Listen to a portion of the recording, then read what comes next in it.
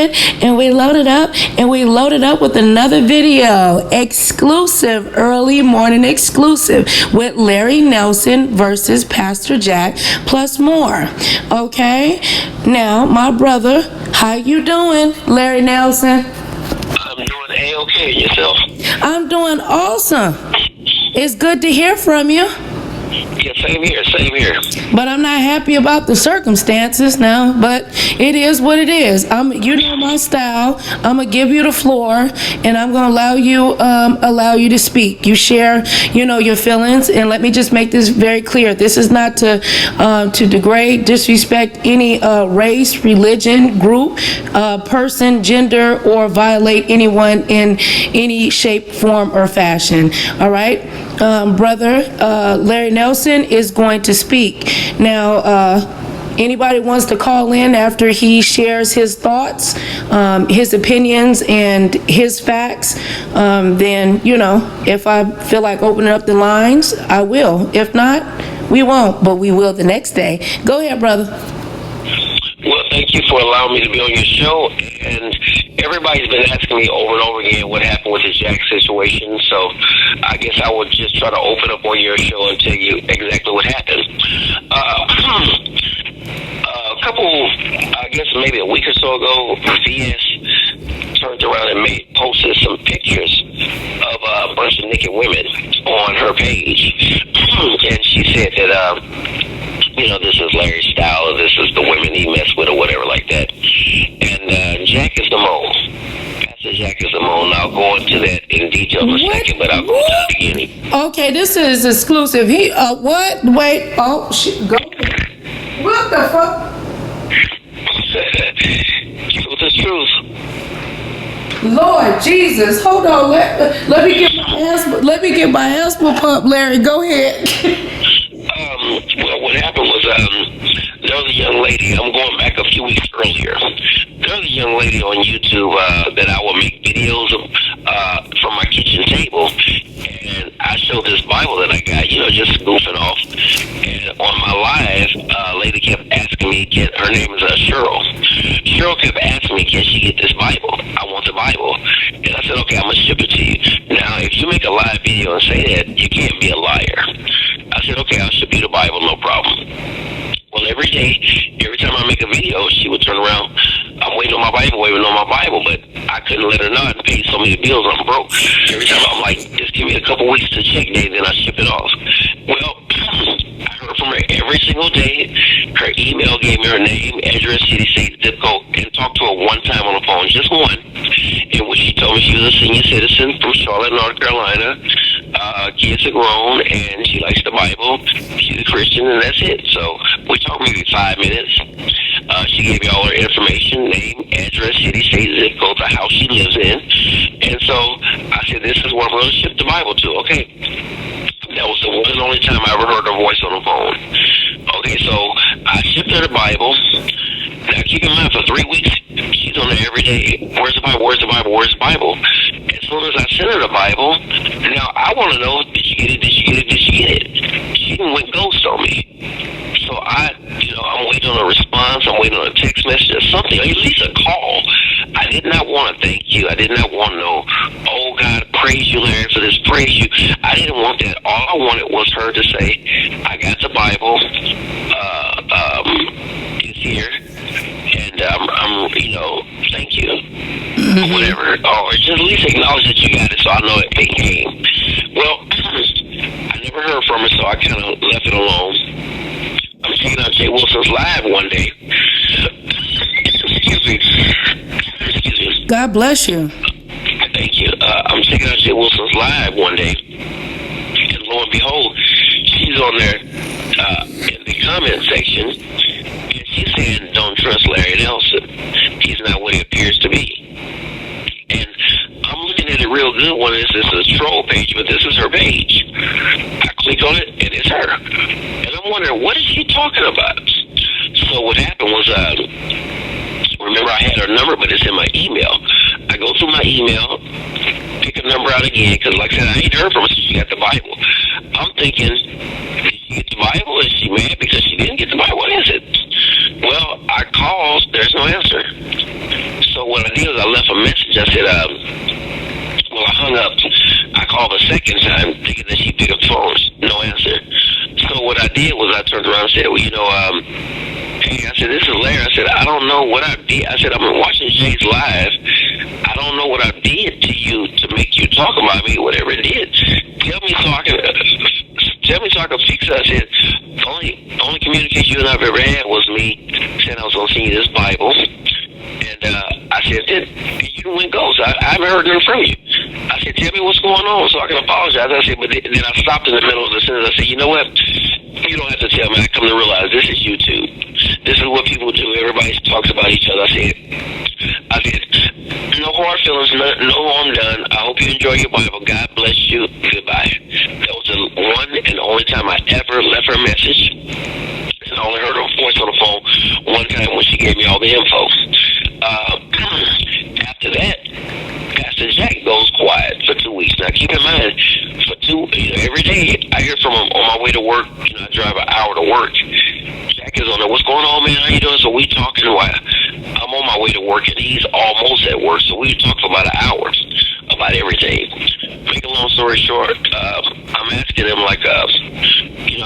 what's going on, man? Blah blah blah. Well, he hasn't said anything for 2 weeks. So I'm wondering what's going on. My friend, the guy got my phone number. He and I planned actually to come see you, and you know this. We were all going to come see you out there 1 week or whatever, and just hang out in your state. And then he turns around and he goes ghost on me. So it's about. Are you still there?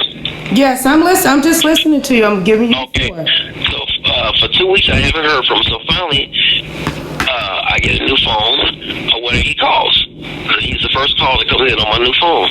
I said, man, where have you been, dude? I've been calling you for 2 weeks. And his voice is not that upbeat. Hey, what's going on, brother? Hey, how you doing? And I'm like, what's wrong, man?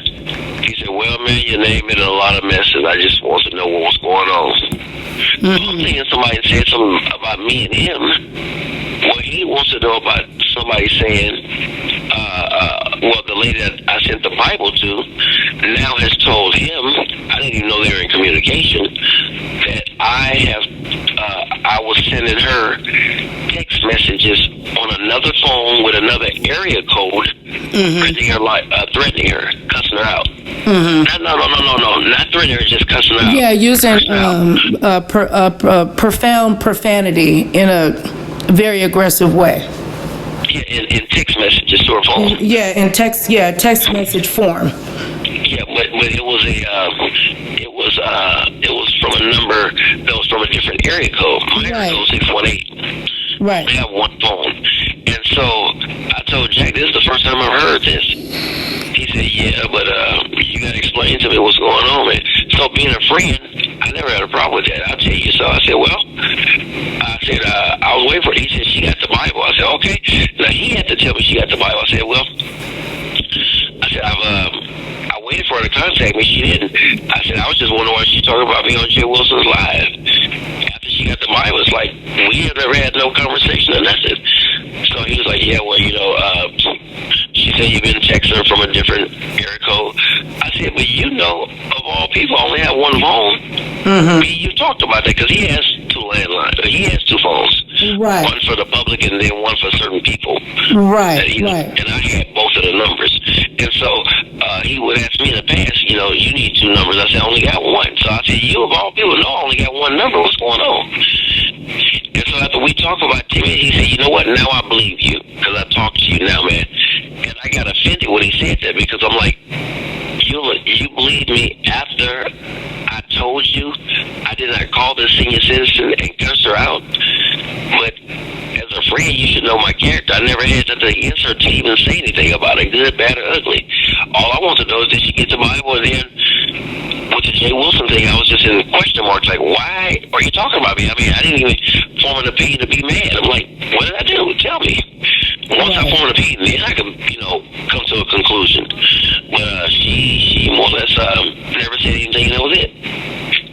So he said he believed me after he talked to me, which, it kind of caught me off guard, but after he said that, he turns around and said he was talking to her and a lady named Rochelle who does a lot of prayer on YouTube. YouTube or whatever, and Rochelle did a live video where she said that she believed the lady that I cursed the woman out, and it kind of caught me off guard because I'm like, she did nothing to me to text her or say anything to her. So why is everybody on this beef thing? I don't know this woman. We talked one time and she wanted a Bible. That doesn't constitute you being mad at somebody. So Jack said at one point on the phone call, I want to put y'all on three-way, but she refused to do it. I said, you could have called me. So she refused to do it. That either gives me the impression either she's lying or Jack's lying. Wait, who with the three-way? Who are you referring to? Cheryl Burnett or Burnett, the one who got the Bible, Miss Burnett. Okay. He asked her with Rochelle on the phone, let's all call Larry and let him explain. Because they're talking about me. I don't know nothing about this call, no nothing. Right. All I know is I sent the Bible to a woman who went ghost. That's all I know. And so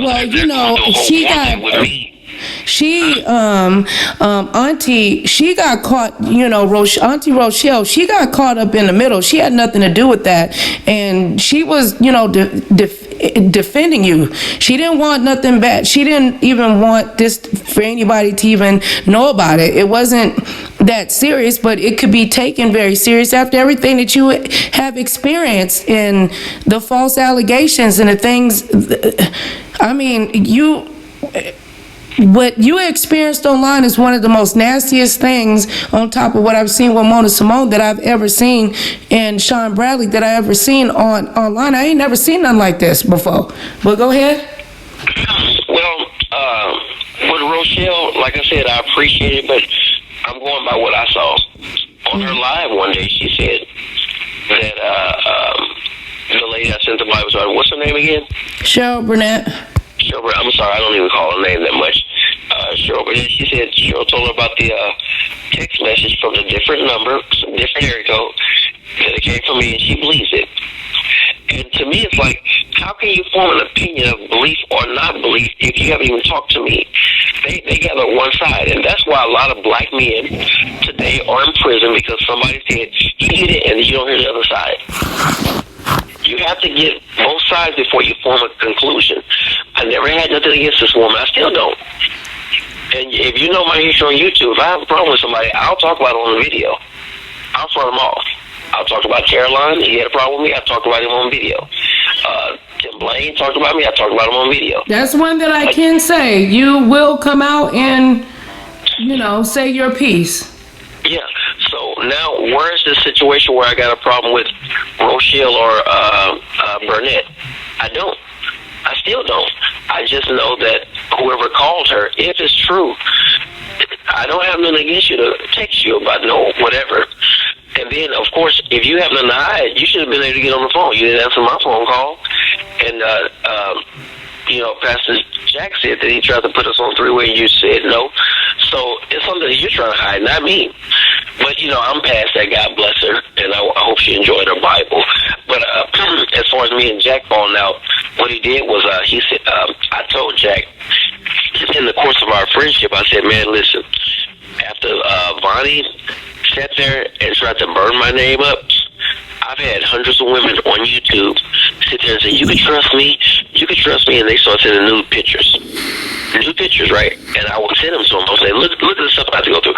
Now, I did that, not being braggadocious. Don't turn me on, okay? You've seen naked pictures, I've seen them. That ain't nothing. Right. What I did was I was showing him, this is what I have to go through, and this is the side of YouTube that people don't know. Right. Now, turn around, what happened was he turned around, and those exact same pictures that nobody in the world has, he sent them to VS. Wow. I know he did, because he's the only person in the world that I sent them to. Now, how long ago was it when you sent the pictures versus when you found out the pictures were shared with, VS? I sent them maybe about 2 months ago. About 2 months. Okay. Yeah. So why do you, I don't want to put words in your mouth, but you said earlier at the beginning of when we got on the line that Pastor, allegedly, our brother Pastor Jack is a mole. Can you go into detail about that and share this live on your community feed? But go ahead, brother. Okay, the reason I say Moses is because he sent her the pictures. That's just common sense. He sent the pictures, and she got them, and I know where it came from because he's the person that I shared it with. Now, the only thing I'm glad about is he didn't try to add nothing onto it and send some naked men, because then he could have made me really look like I was gay or something. But, he's showing you what type of character he is. It hurt me because I thought that he was not only a friend, but I thought he was a man. Okay, let's clarify this for the slow people in the back. How do you know or feel that 100% that our brother, Pastor Jack, sent those photos to VS? Because he's the only person on God's green earth I shared them with. And you shared those pictures with Pastor Jack about 60 days ago? Yes. Okay, so within those 60 days, how long did it take Pastor Jack, allegedly, to share those pictures?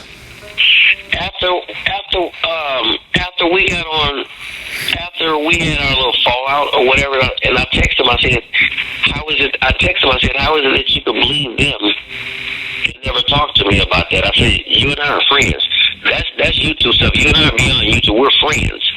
I was planning on flying out to his house to hang out with him for a few days. Well, we talked about it even on my line about how you guys were gonna, come over here and we were gonna cook and all kinds of stuff. I mean, this was months ago, so I'm just really in shock and actually really disappointed hearing about this.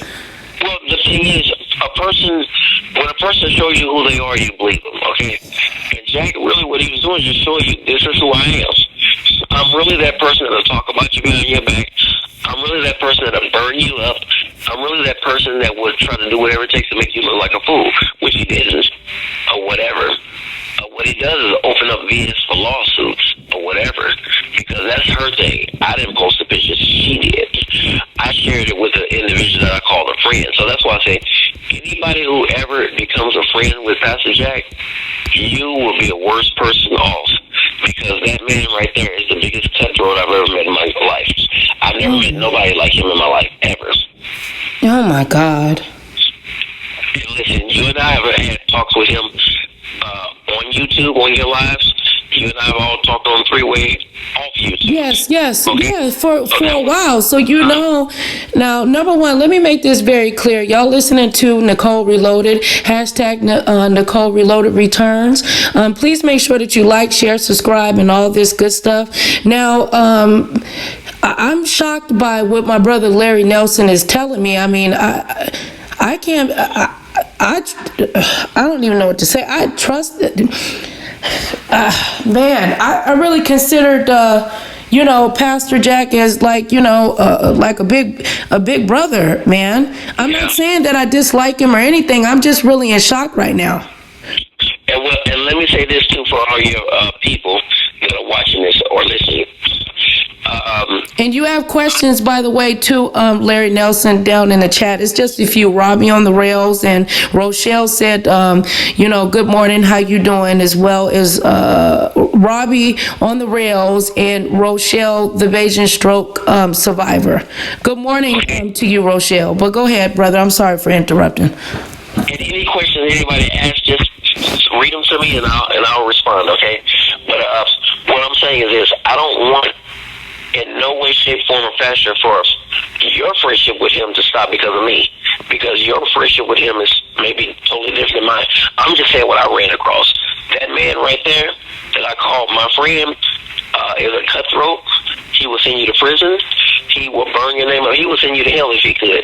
You don't do a friend like that. Well, okay? I was learning him. Like, I feel like I have a friend. I'm closer to you than I am to him. That's the reason why I opened up to him, was because of you. I'm not blaming that on you, but because of, you know what I'm saying? That was your brother. And, and how you spoke very highly of him. So, right. But, if we had to balance out loyalty and who I know the most, it's you. So I'm not gonna lie, it hurt because I know it. I'm hurt behind it. I'm hurt behind this too, Larry. Like Go ahead. Oh God. Well, as I said, the fact is that was somebody I called my friend. And when you call listen, I grew up as the only child. Okay, I never had a lot of friends. So when I call you a friend, when I say friend, I mean give me your cash app. Because if you need some money, I got it for you, okay? Right. If you say it's a loan, I will expect it back when you say it's coming back, because that's what friends do. When you need me, if you're at the hospital, I will be there. If you're in jail, I'm going to do whatever it takes to get you out, or testify and say it was not you. That's what a friend is. That's right. I'm not a fair weather friend. I'm not going to go against you and talk about you behind your back. I am a real friend, okay? I am a real friend. And so I thought he was that. And so since he did what he did, he showed me that people are not who they really are. And he showed me that in 2019, calling somebody a friend is something totally different than really what that title entails. Okay, anytime and this is just an example, Nicole. Yeah. And this is just an example for you people. Listen, if you, Nicole, showed me 12 pictures of men who've been chasing you down, this man 1, 2, 3, 4, and all these men are butt naked. Even though I may not want to see it, or may want to see it. I'm just using an example. But that's what, Larry, that's what women like me and my homegirls, we do that. Like, girl, look at this dude, you know, what he's saying to me, blah, blah, blah. No big deal. It's nothing. And you delete it like, yo, girl, don't send me that. Ooh, he fine. You know he a dog. I get it. Go ahead.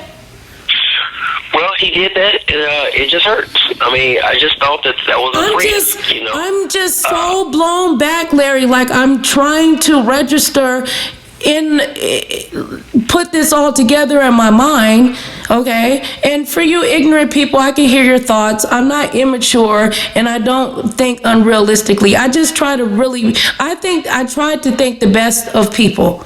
Okay, because I've been falsely accused of stuff, and so is Larry. And if I would have believed half of the stuff that was said about him, me and my brother wouldn't be on the phone. And I don't want you to think about that. You're my brother, man. I don't give a fuck.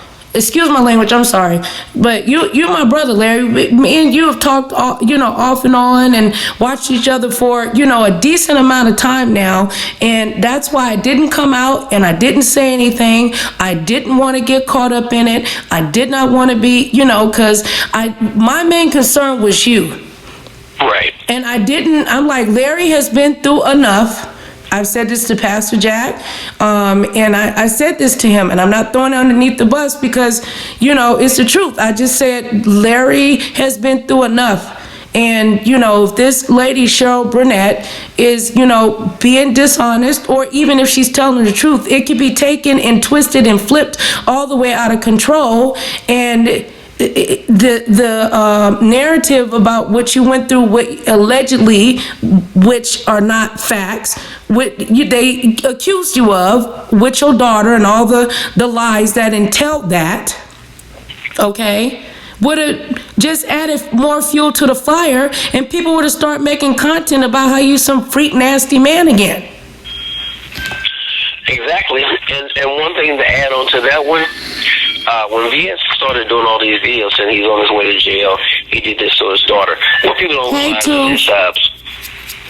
realize is this: when she said that, they pushed a narrative that he did this to his daughter. My daughter got on there and said somebody told her when she was a year old in diapers, they saw me bouncing on my lap naked. Who does that?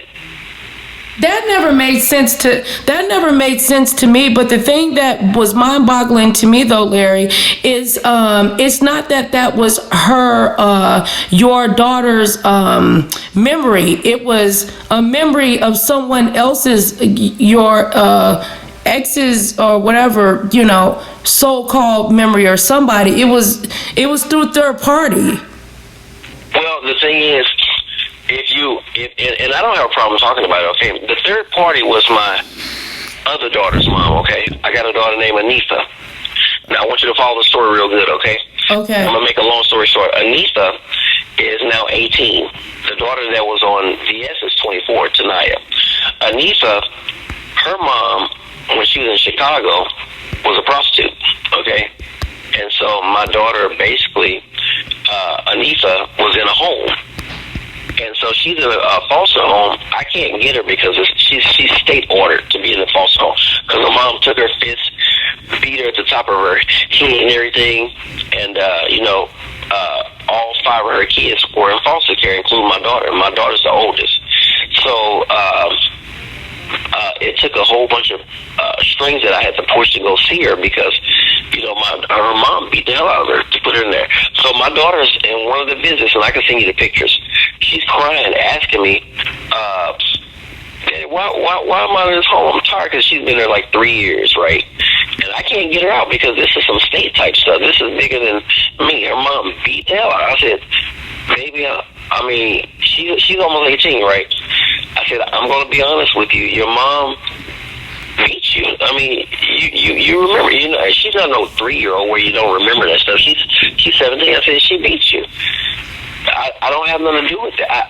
I'm sorry what happened. Your mom beat you. You're in here because your mom beat you. And this is what the state orders you to be in. I said, I got a house for you if you can come here. And I tried to pull every string I could to have my daughter move in with me. But my daughter her mind is wrapped around the fact that my mom is, she has what's called Stockholm syndrome, where the captor is always the good person. My mom is okay. She ain't did nothing wrong. Mama's great. They just making this stuff up for mama, blah, blah, or whatever, right? And so that's what happened. She just believed it, and they wouldn't let her stay with me. So I said, well, my door is open for you, and if you want to stay here, you can. Well, her mom got a hold of that, her mother, and so her mom is what's called very vengeful. Mm-hmm. So she said, well, if you're going to say this to my daughter, which is our daughter, I'll go find your other daughter, and I'll make a lie up about you. So she contacts my daughter, I used to rape you. Now, keep in mind, when she met me, my daughter was 5 years old. Okay, so she didn't know my daughter when my daughter was in diapers. She met my daughter was 5. So, I don't know why my daughter couldn't even understand that. But anyway, that's a long story. My whole point is VS got the story or whatever. They talked to each other before the interview started and twisted the lies and made it seem like this, that, the other. And so that's why she was interviewing people telling her, I just want to tell my truth, this, that, and the other. Come on now, what truth? What truth or whatever? My record is clean. In fact, I can get federal government jobs right now. I thank God for a clean record. But the thing is, these people's records are so messed up, so that's why they do things like they do. It's stupid, but So Larry, how it works. So Larry, you can pass a federal background check in all 50 states. I got a federal job right now that I had to pass a federal background check for. Yes. When is the last time that your background check?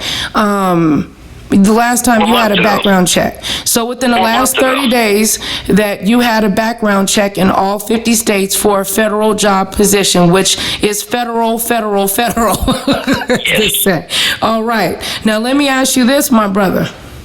Can I throw one in real quick? No, go ahead. Listen, when you do certain federal jobs, if you have to work around the public, right? One of the questions they ask you is, have you ever molested any child in your life?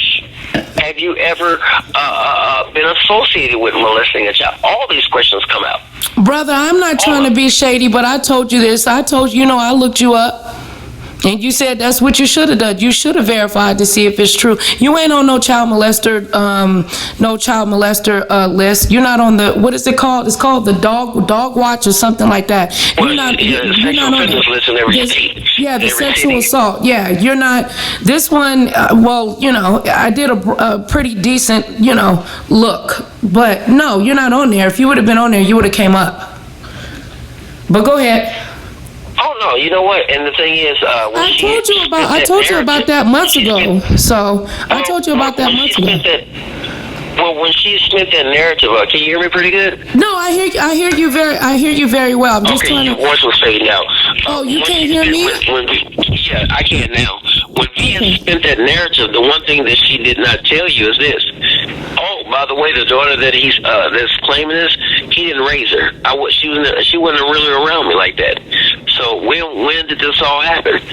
Okay, so she she just made up a lot of stuff, and that's why right now you can't pay VS to talk about. Because once I got a lawyer, I said, okay, now I got a lawyer. I knew my rights. I said, okay, now talk about it. I'm ready now. She's quiet now. You see what I mean? She's totally quiet now. Well, let me ask you a question, Larry. Are you still going forward with your civil suit, or are you able to speak on that? I will say this: we abandoned the civil suit because she made a video saying all she was going to do is quit her job. And so with a civil suit, OJ got a $18 million civil suit against him from Nicole Brown Simpson and Ron Goldman's the family of Ron Goldman, the mom and dad. They haven't collected one dime because OJ is not going to work. So with a civil suit, if you don't work, you don't pay. And she's already said, well, shoot, I just not working. I ain't going to pay. So how would you get blood from a turnip? You can't. She's not going to work, so I want her to go to jail. So I don't care about civil suit. I don't need money. I work. I'm not balling out of control. I work though, but I want her to go to jail. That's what I want her to do. So yeah, I'm going for criminal court. Civil suit don't mean nothing. Okay, all she had to do is quit a job. She never had to pay. I want her to go to jail. Yeah, but a civil suit, well, I'm not encouraging you or disencouraging you, but it can affect the credit in the if the person eventually decides to purchase a home. Yeah. Okay, so it will have some form of effect, and also too with a civil suit, if the criminal aspect has not picked up on it, if you win in a civil suit, it can make it a lot easier for the criminal charges to be able to go forth, from my knowledge. Okay. Well, on this case, it's easy to do that as far as getting everything going forth in court, simply because all I have to do is show videos of her doing a mock funeral, sending black flowers to a woman's mama's grave that she don't know, calling JWilson a child molester, calling me one on multiple videos, calling Sean Bradley one. So she has a track record. She has a major track record. In fact, what I found out, I don't know if you know this, when I talked to her ex-husband, and I talked to him about 5 times on the phone, he said the reason she ran out of Mississippi because she's actually a child molester herself. Well, we gotta say allegedly, because you know what I'm saying? Yeah, allegedly. He said allegedly she's a child molester. My God. Now, why would he say something like that? Because he knows her. He slept with her. He's been inside of her physically. Okay, so this is the young woman's ex-husband. Yes. How long were they married? He didn't get off into that with me. I don't know, so I don't want to lie. But he did tell me that. Why did they get it? Well, I'm going to ask you some questions. You say you're at liberty to speak about it, or you're not. Okay, so I asked, how long were they married? You stated y'all didn't. He didn't answer that, or you didn't get into that. You don't know. Okay. Yeah. Do you know why VS and her ex-husband was divorced? Because she's a quack. Okay. Crazy. So basically, when they got a divorce in the divorce decree, it will state that she is a quack in the divorce decree.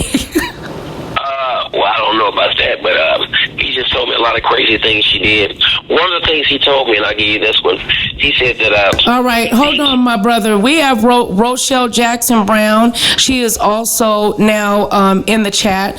I would like for you and her to talk, to come to a common ground and make amends. She doesn't have anything against you. She'll pretty much say what I said, but she can say how she feels better than I can. Let me just give everybody an update in regards to to what's going on. Thank you, Rochelle Brown. Thank you, my sister, Rochelle Beijing, the stroke survivor. Y'all please check her out and support her. She's all the way down in Barbados, and she needs a lot of support. And to sponsor her will be a blessing. Thank you, Felicia, my awesome moderator. We got Tooth in the building, actually not, being actually good, so we don't want to kill the Toofus. That's, anyway, the troll. And then we got Robbie on the rails. Now, we're listening to my brother Larry Nelson. Me and him have been communicating, back and forth for a while. We have a trust with each other. He reached out to me, and we're just basically having a conversation. Y'all can call it an interview or whatever, but this is just, my big brother chopping it up with, with his little sis. And, me and him are both, I'm definitely in shock. I can't believe that Pastor Jack, just go ahead and reiterate, but what I was going to say is Pastor Jack then, is allegedly a mole for VS. That's how Larry Nelson feel. Just give a roundabout real quick, Larry, in regards to what what we were discussing, real quick, and go on about what you were going to say. Okay, well, before I start, Rochelle, if you're listening, I love you, sister, and there's nothing you can do about it. And I've never had nothing against you. I know that Jack spends a lot of stuff. As far as the lady that I sent the Bible to, I know that she told you all that somebody from a different number texted her and cussed her out, and so she just assumed it was me. I have nothing against that woman, even get mad at her about it. She's never did nothing to me. And that was the whole thing I wanted you and Jack to know in the beginning. If I don't even know her to get mad. I did want to ask her, what did I do to you to have you talking about me on Jay's Live? But I couldn't even form an opinion to be mad because I never heard from her. So I don't know if she lied to you all or whatever the case may be, but as God is my judge, I've never texted this woman from a different area code number or whatever, because my area code is 618. And that's basically it. If you know my track record, as I said in the past, if I have a problem with somebody, I get on a video and make a video about them. If we're all on YouTube. I've never sat there and let me go and text him and talk. That's stupid. Plus, she's a senior citizen. She never did nothing to me. So I don't know why she would form that opinion after she got the Bible. It's not about the Bible. It's the fact that she asked for it over and over and over and over and over again every day until she got it. Then she disappeared. So, but whatever the case may be, since I love you, I love her, I'm not mad at nobody because I got bigger fish to fry in this world. I got businesses I'm trying to start, things I'm trying to go through as far as the business world's concerned. So I'm not mad at nobody. I just hate that people can jump to a conclusion. I wish y'all could have called me and we all been on three-way, but with no calls, it's just he said, she said. But whatever the case may be, I love you. I love her, and that's it. Now, as far as what you were saying, Nicole, about the Jack thing, Jack is a mole because I shared with him some pictures that I received in my time on YouTube after the evangelist tried to burn my name up, saying he's a pervert. Oh my God, he's sending pictures. Women from all across the country through YouTube would contact me through email and say, listen, you can trust me. Here's a picture of me butt naked. So I just want you to know I'm not going to set you up. Here's a picture of me butt naked from head to toe. And they would send all these pictures. So I was sending to Jack saying, look what I get. And it wasn't to be a pervert. It wasn't, I didn't see the million naked pictures you have too.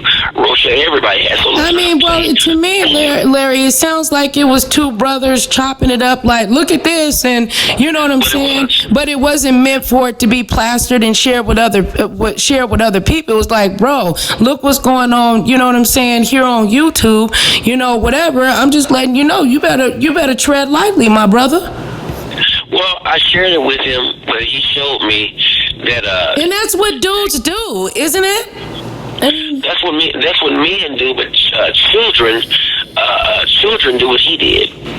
Childish people did what he did. So yeah, that's what he did. What he did. What he. Somebody told me if a person shows you who they are, believe them. Believe them. He showed me who he was. A childish, immature bastard. Pardon my language, but he's a childish, immature bastard. This same person, he and I planned to come see you in your state, did we not? Auntie, call into the calling number. Can you hear me? Not the number that I call into the calling number, the 718. Hold on, Rochelle is calling. Sure. Go ahead, Larry. Just give me about 30 seconds. Take over. Go ahead, brother. No, I was going to say, this is the same guy that he and I planned to come visit you, remember? Call into the calling number. So I'm just basically saying there was a friendship there. But he showed me that I don't care how you call a person a friendship. If I'm a dirty turncoat who wants some attention on YouTube, I'm going to do it by blasting you, by going to VS's page, send her these pictures. Oh, by the way, this is what Larry sent me. And then he sits in the background and says, I'm going to watch and see what happens. So he just showed me who he is. Wow. Well, good. Well, let's say shout out to the people that are in the room. Good morning, K-Love. Thank you, Robbie on the Rails. The line is back up. Okay, Robbie on the Rails said, didn't Larry know that VS report that the pictures of Tracy? Why didn't he tell Tracy what Pastor Jack did or make a video clearing her? I don't know about that subject. If you all look at my page, I haven't been making videos every day, 5 times a day. I have a life, and I hope you hear this, okay? I'm not putting any YouTuber down who's on here every day, but I have a big life when this camera goes off. When YouTube goes off, I have a full-time 10-hour shift job. I'm trying to open up a barbecue restaurant.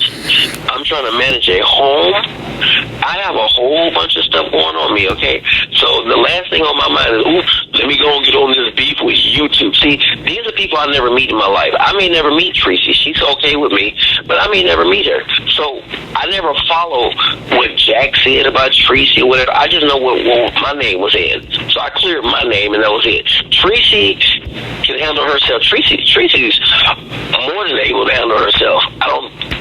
I just know that Jack is the biggest cutthroat SOB I've ever met in my life. Oh my gosh.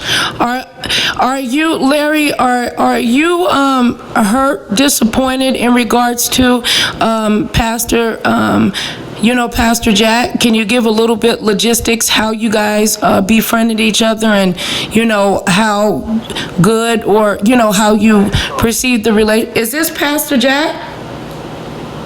This is Robbie on the Rails. Wait, we got 3 people in here.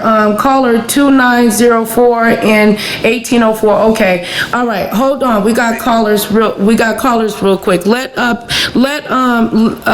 Larry Nelson answer that question, and then I'll let you guys go. We can't talk over each other. Then ain't nobody gonna be able to understand what we're saying. 2904 is your auntie. Oh, hey, I know it's you, auntie. I just said the number wrong. What's up, auntie? Oh, look. She said 2904 is your auntie. Oh, shoot. I'm going to bring her to the family reunion the way she talks. You know what, Larry? Shut up. You leave my auntie alone. Leave my auntie alone, okay? Now, go ahead and finish your statement that you was gonna. Well, basically, I'm sorry, not your statement, but I asked you a question about, Pastor Jack. And Pastor Jack, if you hear this, I'm not coming for you. I'm not trying to drag you or anything. Brother came to me. It's pretty much already out there. I'm not throwing you under the bus. I'm not trying to malign or disrespect, anybody. And I'm trying to bring some clarity and understanding to it. So I think there was pretty much nobody better than to handle this this situation was me. But go ahead, Larry. I just tell anybody, and I'm going to say this quick because I know all the callers have questions. I want to answer each of them one at a time.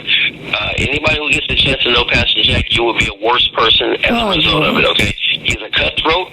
He will burn you up. Any information he has on you, he will make you look like a fool. I tried to call him. He now doesn't answer the phone. If it's just he and I on the phone, he should be able to tell what he did or didn't do. He can't even answer the phone now. That's a coward. He's a low-class SOB, in my opinion. Next question.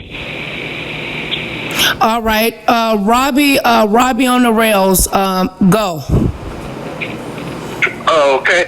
Larry, I haven't I've watched you a couple of times. I didn't know about all the details of the past things, except for the recaps you've had, so I'm not really biased one way or the other.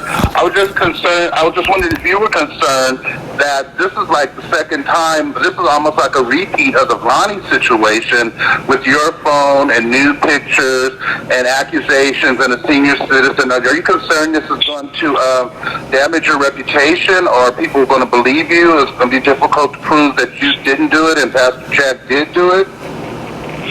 Okay, wow, that was a loaded question, but I'll say it like this. As far as the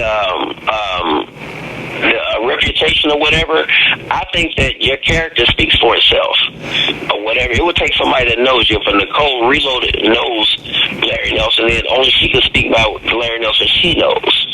Okay, it takes somebody who knows you off of YouTube. YouTube can be your greatest asset. It can be your worst nightmare. Yes, if you look at a lot of people now on YouTube, if you look at black YouTube, 90% of them are beefing with each other, talk about each other. I never tried to do that or whatever, but it does come to you, and that's sad or whatever. As far as what you call the evangelist Vonnie or whatever, if you look at her page now, and I hope he can hear me, I would challenge you to go to her page now. Look at her last 3 videos, 40, 50, 60 views. When she talked about me, she had 2, 3, 4,000 views, because controversy sells. When you have nothing else to talk about, what else is there to say? This is the same person that emails me, I'm sorry, you want to be friends. So it's a lot of stuff that you all don't know. You hear one side and it's like, oh, okay, this is what it is. It's bigger than what you think. But I don't care about the reputation thing, because when they called my church, I'm being honest with you, okay? When they called my church and tried to burn my name up, that's when I started cussing everybody out. I was like, well, I ain't got nothing to lose now. Go to hell. Bye, F you. Because really now it's like, well, I mean, what is the pastor going to do? Sit me down from sitting down? I don't do that in the church. So their purpose of calling make me look bad. You know, I'm not a minister of the gospel of Jesus Christ. I'm just a regular person who sits down in church on Sunday. But when they called the church, then what? So really, that was the only thing I was worried about. But after that, but like I said, look at the evangelist now. When you talk about reputation, look at where she's at now.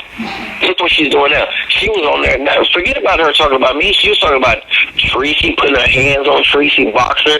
She was doing the John Wayne Gacy challenge where she was shaking her breast on the camera. Was foul. And it had nothing.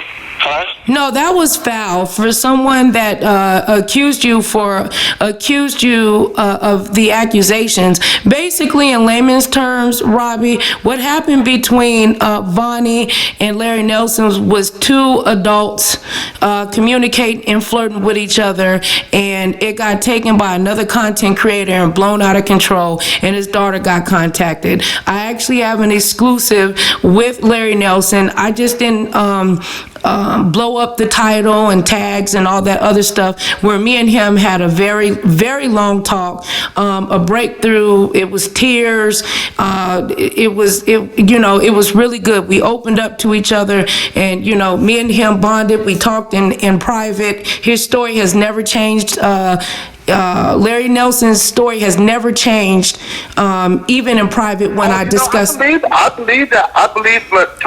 totally believe Larry's side on that whole daughter thing. I thought he was done really wrong. I was just concerned because the Vonnie thing was a thing where there was new pictures on the right. phone, whether they were Vonnie or not, and they got out from his phone. It got out into the public. This is like a repeat of that. Right. So I was wondering if he's worried about what people are going to say. But does he know what Pastor Jack was convicted of? And didn't he know that VS reported that those were pictures of Tracy? Did he tell Tracy what happened and that Pastor Jack did it, or make a video clearing those pictures of not being Tracy? Because that's what VS said. Okay, well, hold on, because that's like that's 3 questions, babe. Yeah. That's 3 questions, but he's smart enough. He can hold 3 questions. Oh, yeah. I think I can hold my own. With number 1, wow, that was a loaded question. Number 1, they were not Tracy. I don't know where that came from. That's just VS trying to spin a narrative. That was not Tracy, okay? So I don't know where that came from. Me and Tracy don't even talk like that or whatever. Like I said, YouTube is a monster. So VS is really trying to spin something. Notice that at first he's a childless. That doesn't work no more now, so she has to spin in something else. As far as you said, the pictures on Vonnie's phone, Vonnie never produced no pictures. She just said she had pictures in her phone.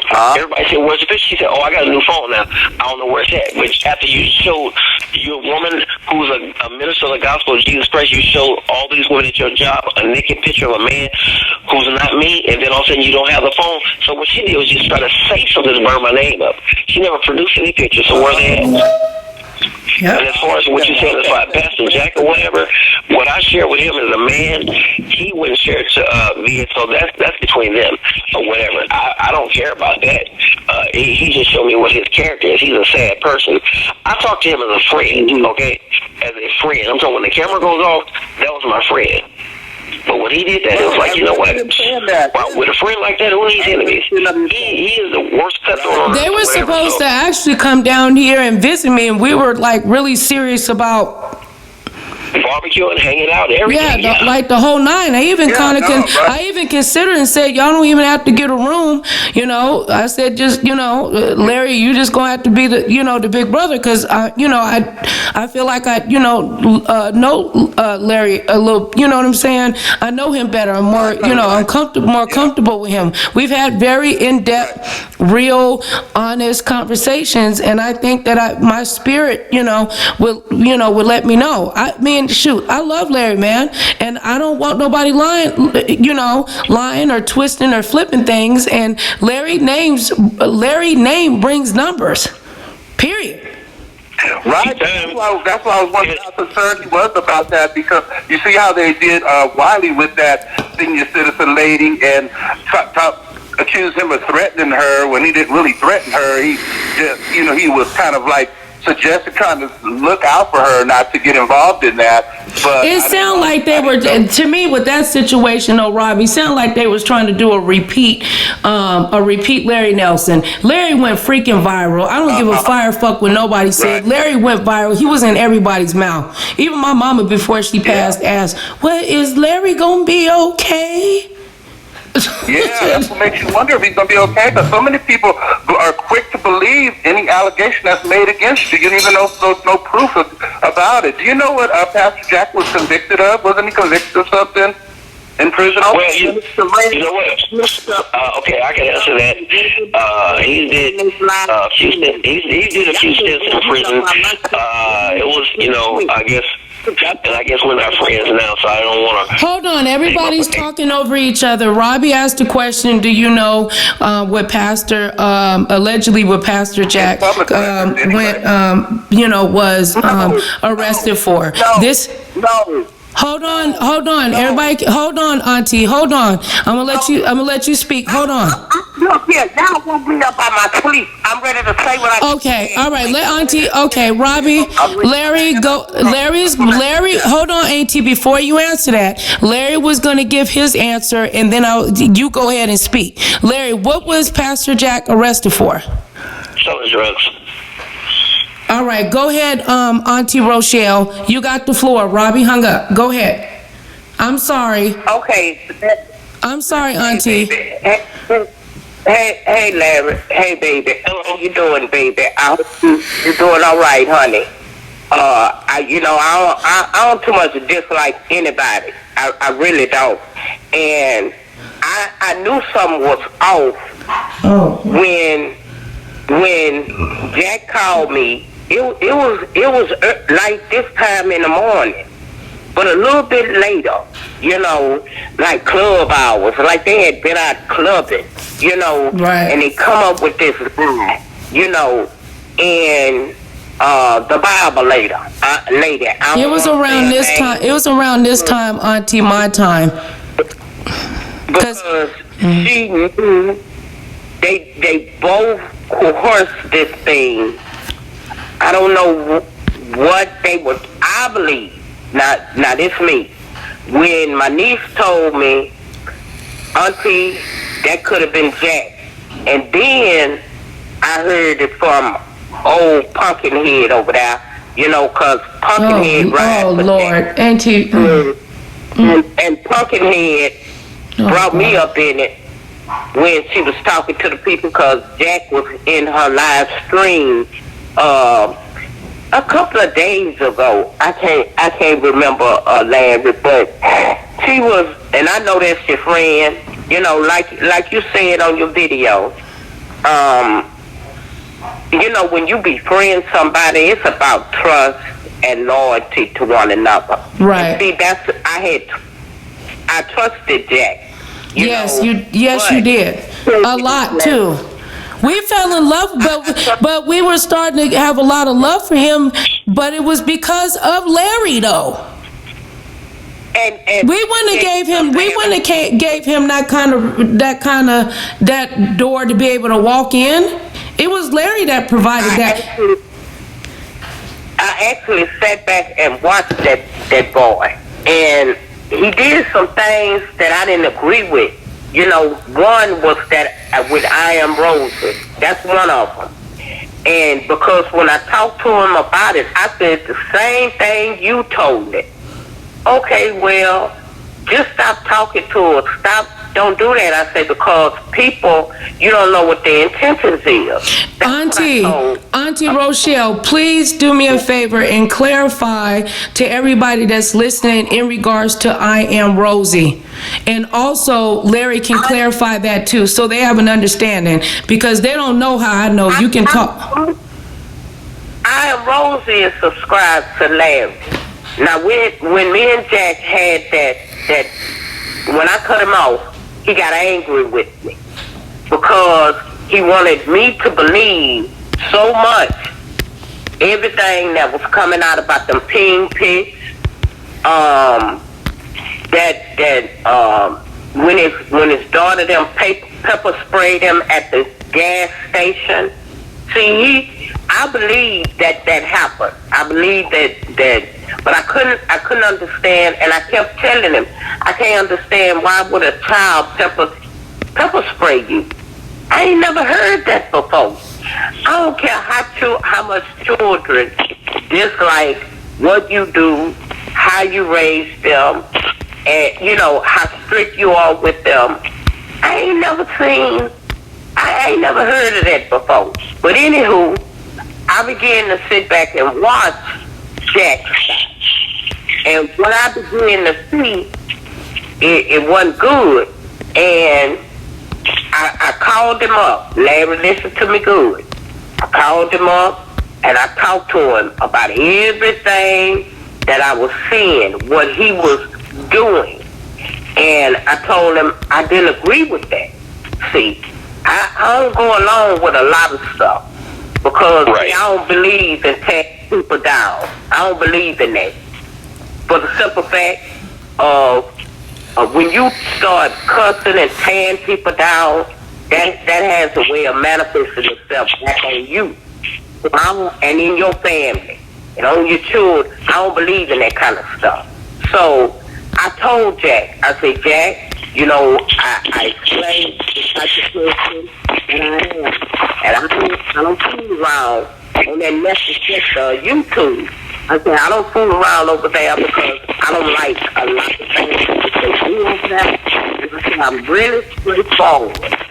Now, if I see you on these YouTube streets acting kind of strange, I'm gonna have to cut my friendship with you because I don't operate in that manner, and I don't want nobody around me doing sneaky and conniving stuff. So Larry, me and him, we was at work, and so I told him that. I left it alone. I was done with it. I ain't make, you know, I don't hit YouTube. I don't do that.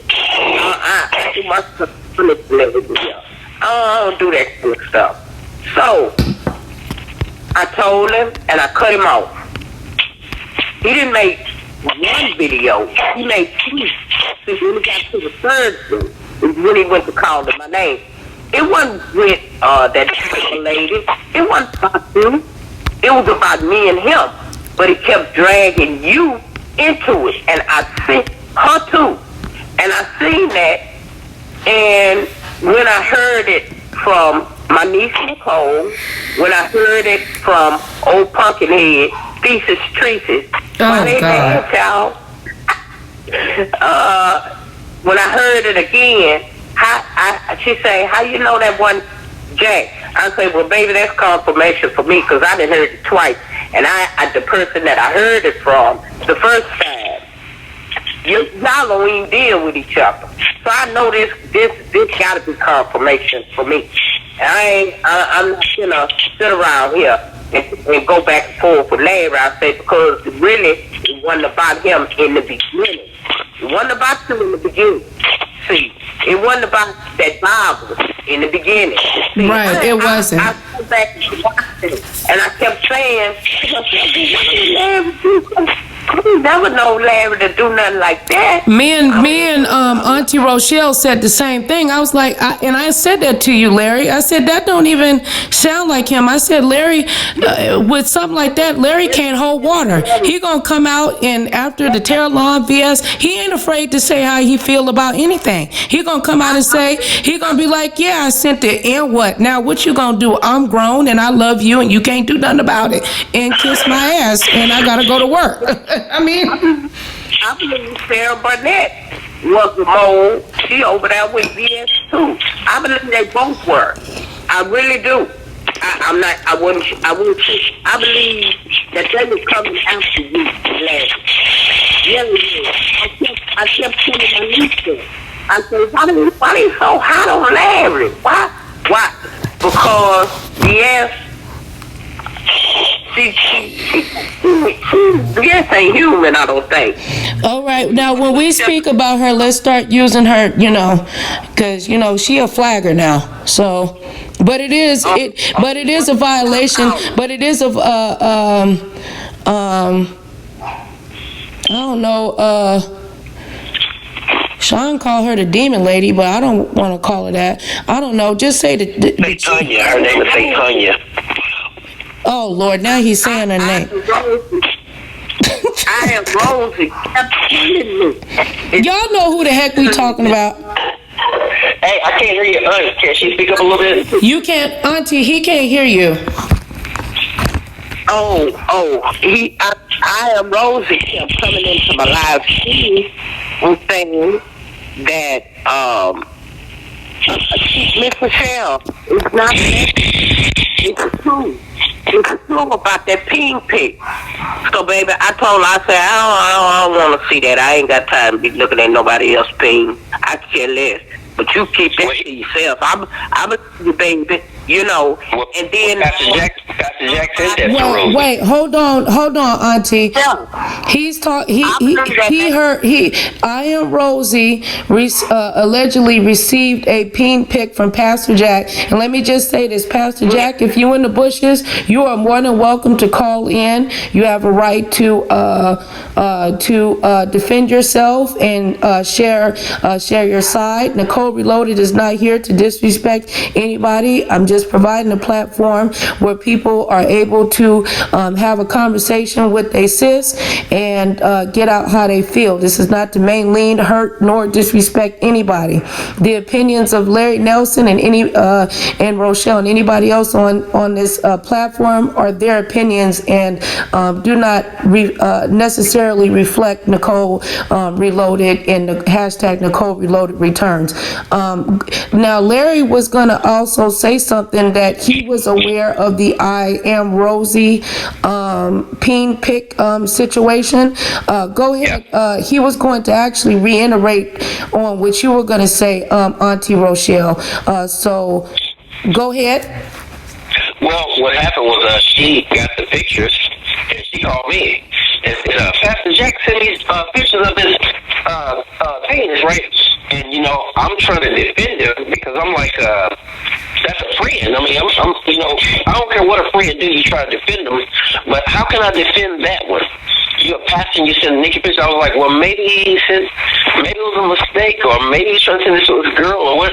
He didn't send her pink pic, so I couldn't defend it. So I asked him about it. And his response was, well, shoot, I sent her a picture like she sent me one. It was just a joke. So he didn't deny it.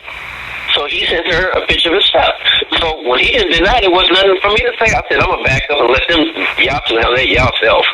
I didn't say that to him. I said that to myself. I'm going to just back off that one because you can't defend a man who said he did it. So he admitted he did it. When that happened, and he called me about it, and I told him what to do, I did the same thing you did. I believed him. I took his word for it, you know. And I told him, I say, well, cut yourself off from that person. Don't talk. Don't be on there talking to people. You don't know what people's alternative motive is. That's what I told Pastor Jack. And he's the one who had the ulterior motive, though. He sent her the picture. Yeah, I got it now. But right after that, though, he went over there on this platform and made a video saying that he was sorry for sending that inappropriate picture. Wait, hold on real quick, Auntie. Robbie, are you able to understand Rochelle? You said that noise is very loud in the background. Okay, Larry, whatever you sound like you're fooling around in the kitchen or something, put it on mute when you do that, because it's causing distortion and feedback. Okay, but you didn't stop now, but if you decide to do it, just, because my stuff is real sensitive to especially background noise. But go ahead, Auntie Rochelle. Yeah, I am Rosie kept telling me in my live stream when I was cussing Pastor Jack out. She kept coming into our live stream talking about, Miss Rochelle, it is not allegedly. It's not allegedly. I got the receipt. I say, well, baby, I don't want to see it. I believe you, and she say, yeah, he sent me a peen pic. And I say, Lord have mercy, what they got going on over there? But the more I thought about it, the more I watched the Bible lady. I'm just going to call her the Bible lady. Oh, the Bible lady. I say, Lord, these two working together. They were. I don't know why they was trying to hurt Larry like that. I don't know. I ain't figured that out yet. But they were trying to tarnish Larry's name again, and she might be a mole for BSS or whatever y'all call her, onion. What you call her? I don't know. She might be a mole. She might be a mole for her too, because they were after Larry really bad, and I couldn't put my finger on it. But now that Larry made that video, I actually went over there and watched the video, Larry, what you said about Jack.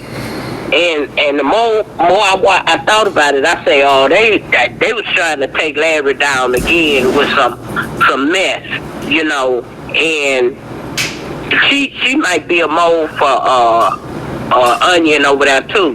You don't know these people. These people they crazy. That's all I got to say. A lot of things too. That's sad. Yes. Because when you turn the computer off, they have no life outside of YouTube. Well, Larry Nelson, Brother Larry Nelson, and Auntie Rochelle, can you you and Larry come to, I just want you guys to make sure that you guys have closure and, understanding if you want to closure or whatever, that, because other people will try to take things and spin it and twist it and flip-flop it and make it negative. That is very clear. Both of you guys go ahead and, speak to each other and let Auntie go ahead and get us some sleep, and me and Larry can continue. Me and Larry cool. We've been squashing this mess.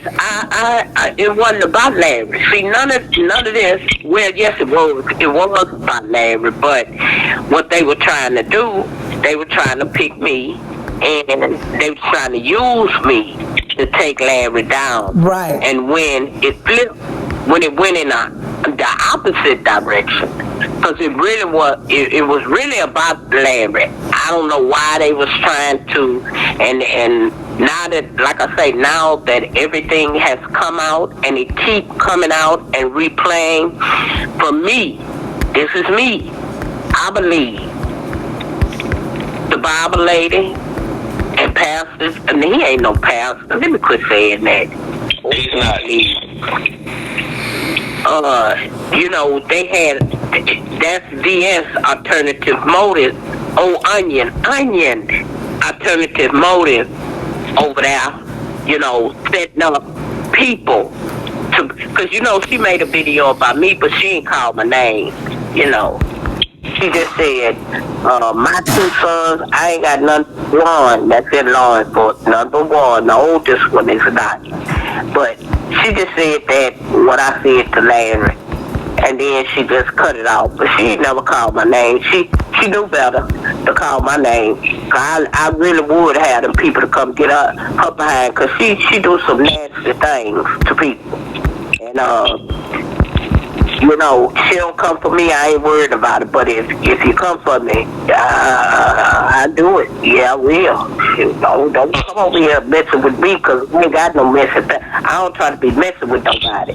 But now that I look at everything, them two was working with DS, trying to get you, Larry. That's what they was trying to do. And what did Auntie, I said worst case scenario, what did I think it was? What did I tell you?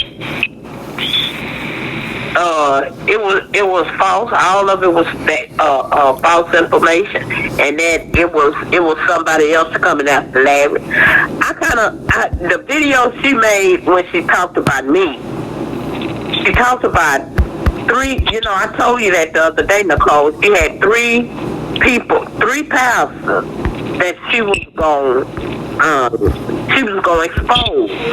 And how she was going to expose them, she was going to put their pictures up and different things, and the information up on us so everybody could see. You know, so I told you, I knew one of them pastors was going to be Jack. I knew that because she said my name. She didn't say my name, she just used me in reference to what she was getting ready to do. And I say, Lord, just help her at it again. This girl here, she ain't gonna stop. Somebody gonna literally hurt that girl. And she don't realize.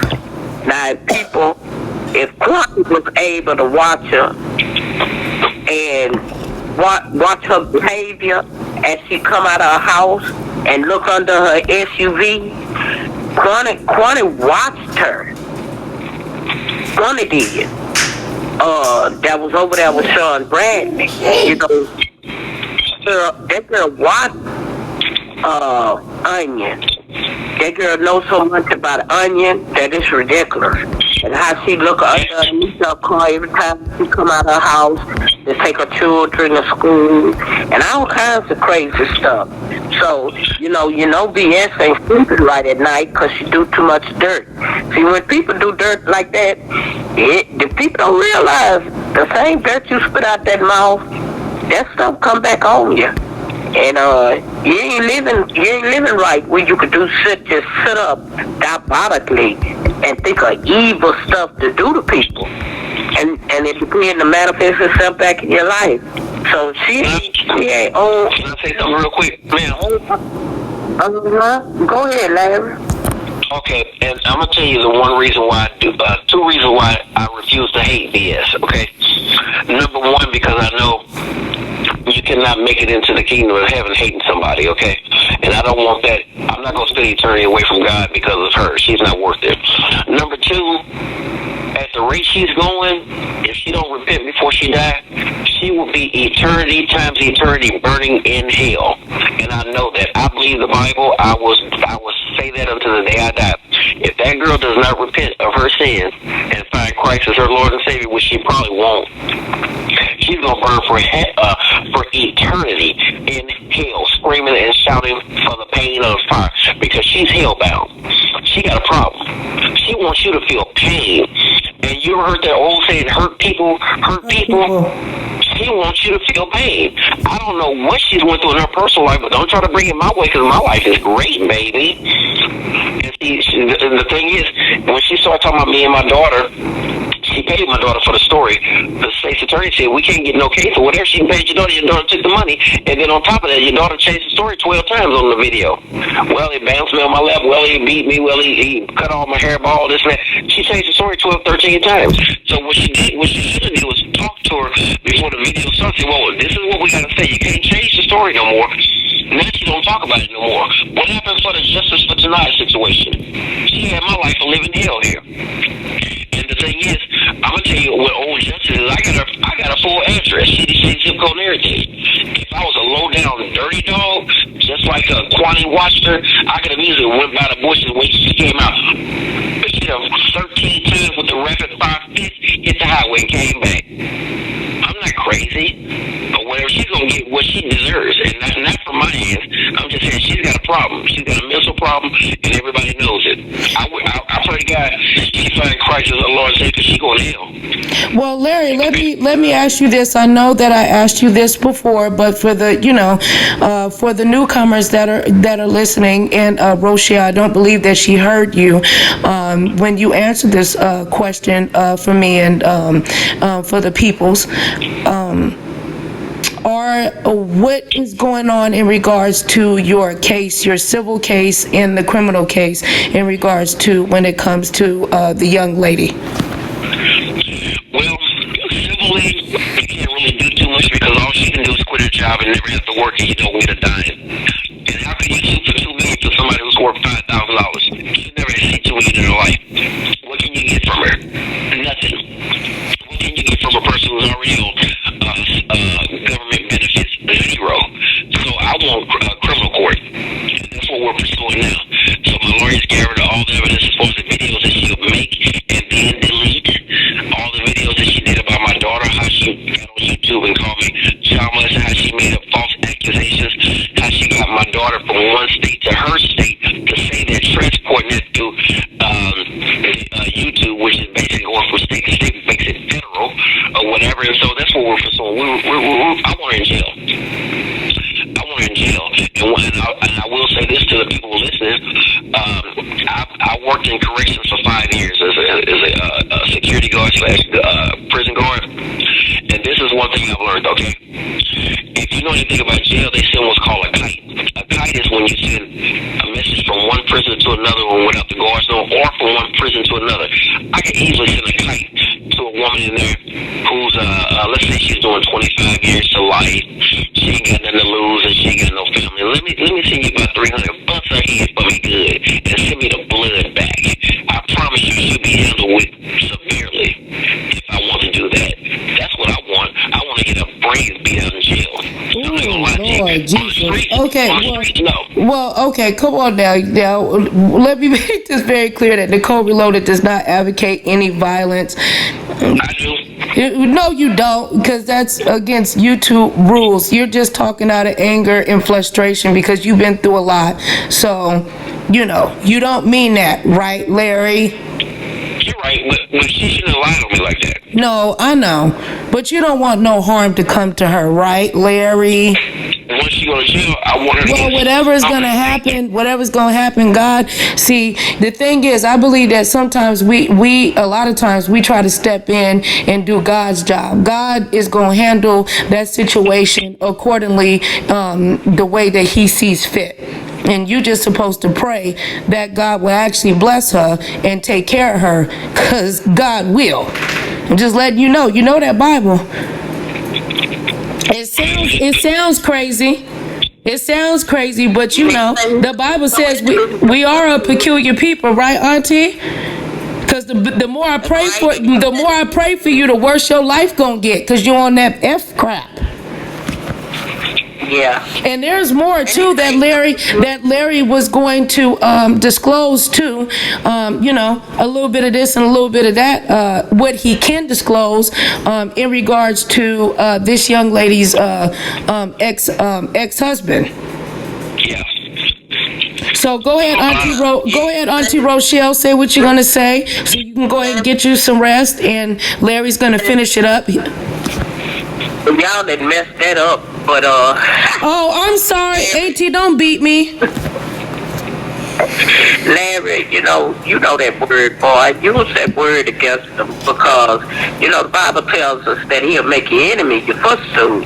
When everybody see, one thing about God don't do anything small. He do things in a big way. Why? Because he want the non-believers to see his work in the believer's life. See, that's what that all about, baby. So you don't carry that hate around in your heart for that girl. Pray for her. Ask God, to take that from you. Let me tell you something, Larry. When you, and I know you hurt, because that hurt your eyes. I couldn't even imagine, though. I mean, this is deep. I'm with you with that. I agree with you. Because that was sad what she done. It was foul. It was ugly. But you just gotta give her over to God. And can I ask you a question real quick on that? You're absolutely right. I agree with you. Can I ask you one question though? Yeah, baby.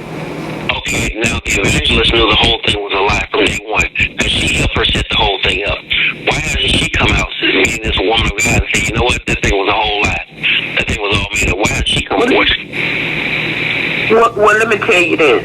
Everybody's faith ain't strong like mine and yours. See, everybody faith not. See, you could preach God, but if God's not evident in your life, then you don't know who he is. If you ain't never been through anything, if you ain't never experienced God for yourself, see, that means you don't have a true relationship with him. That's what that is. And so just because talk about God and minister about God,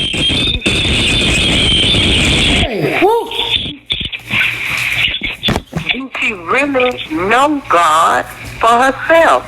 See, a lot of people speak God, but haven't really experienced God. See, I've experienced God. You have. You've experienced. So you know the power of God. You know.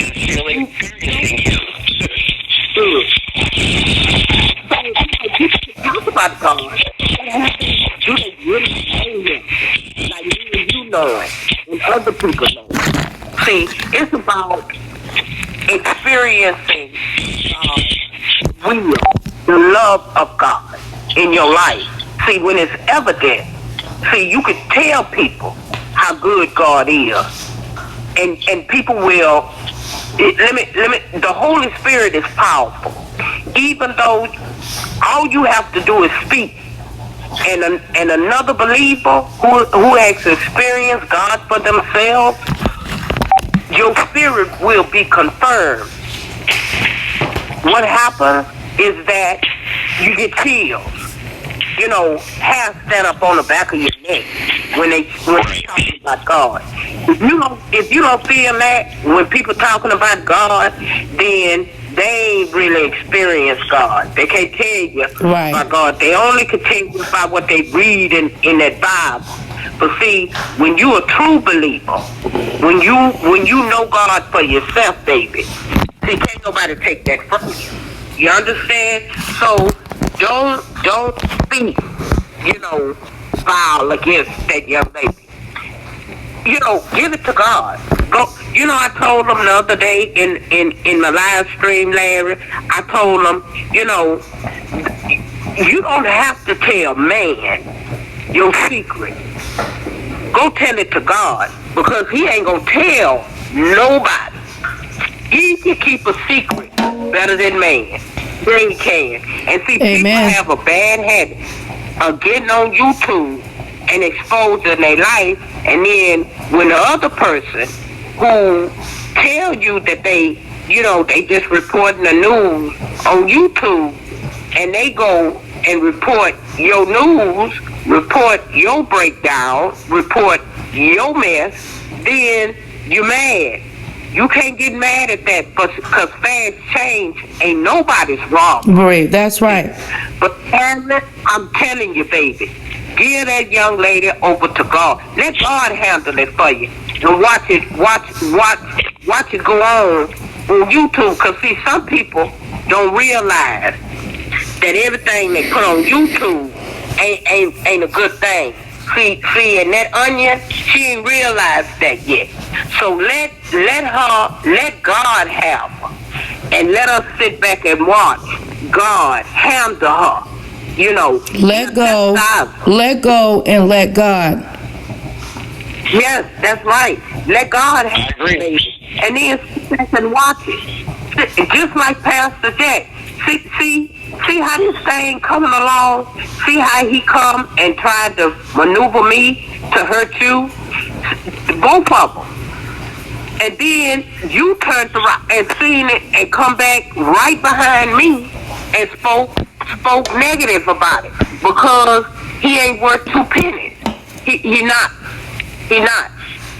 a pastor. I said a long time ago. Well, you know what? When you wake up 3 o'clock in the morning and jump in the water and jump in a swimming pool, you jump out and say, "I just been baptized by Jesus. I'm called to be a pastor." You're not a pastor. He's just a jackleg. Oh Lord, that's why he didn't answer my phone. He's a jackleg. Now you know that that was what Auntie Rochelle said. Now y'all on the same accord. Look, I am an innocent bystander. Y'all done kidnapped me and then put me in the car and got me on the log for the ride. Now Pastor Jack gonna come out and he gonna try to roast and gag me and drag me, and I'm sick of my brother Larry Nelson on it.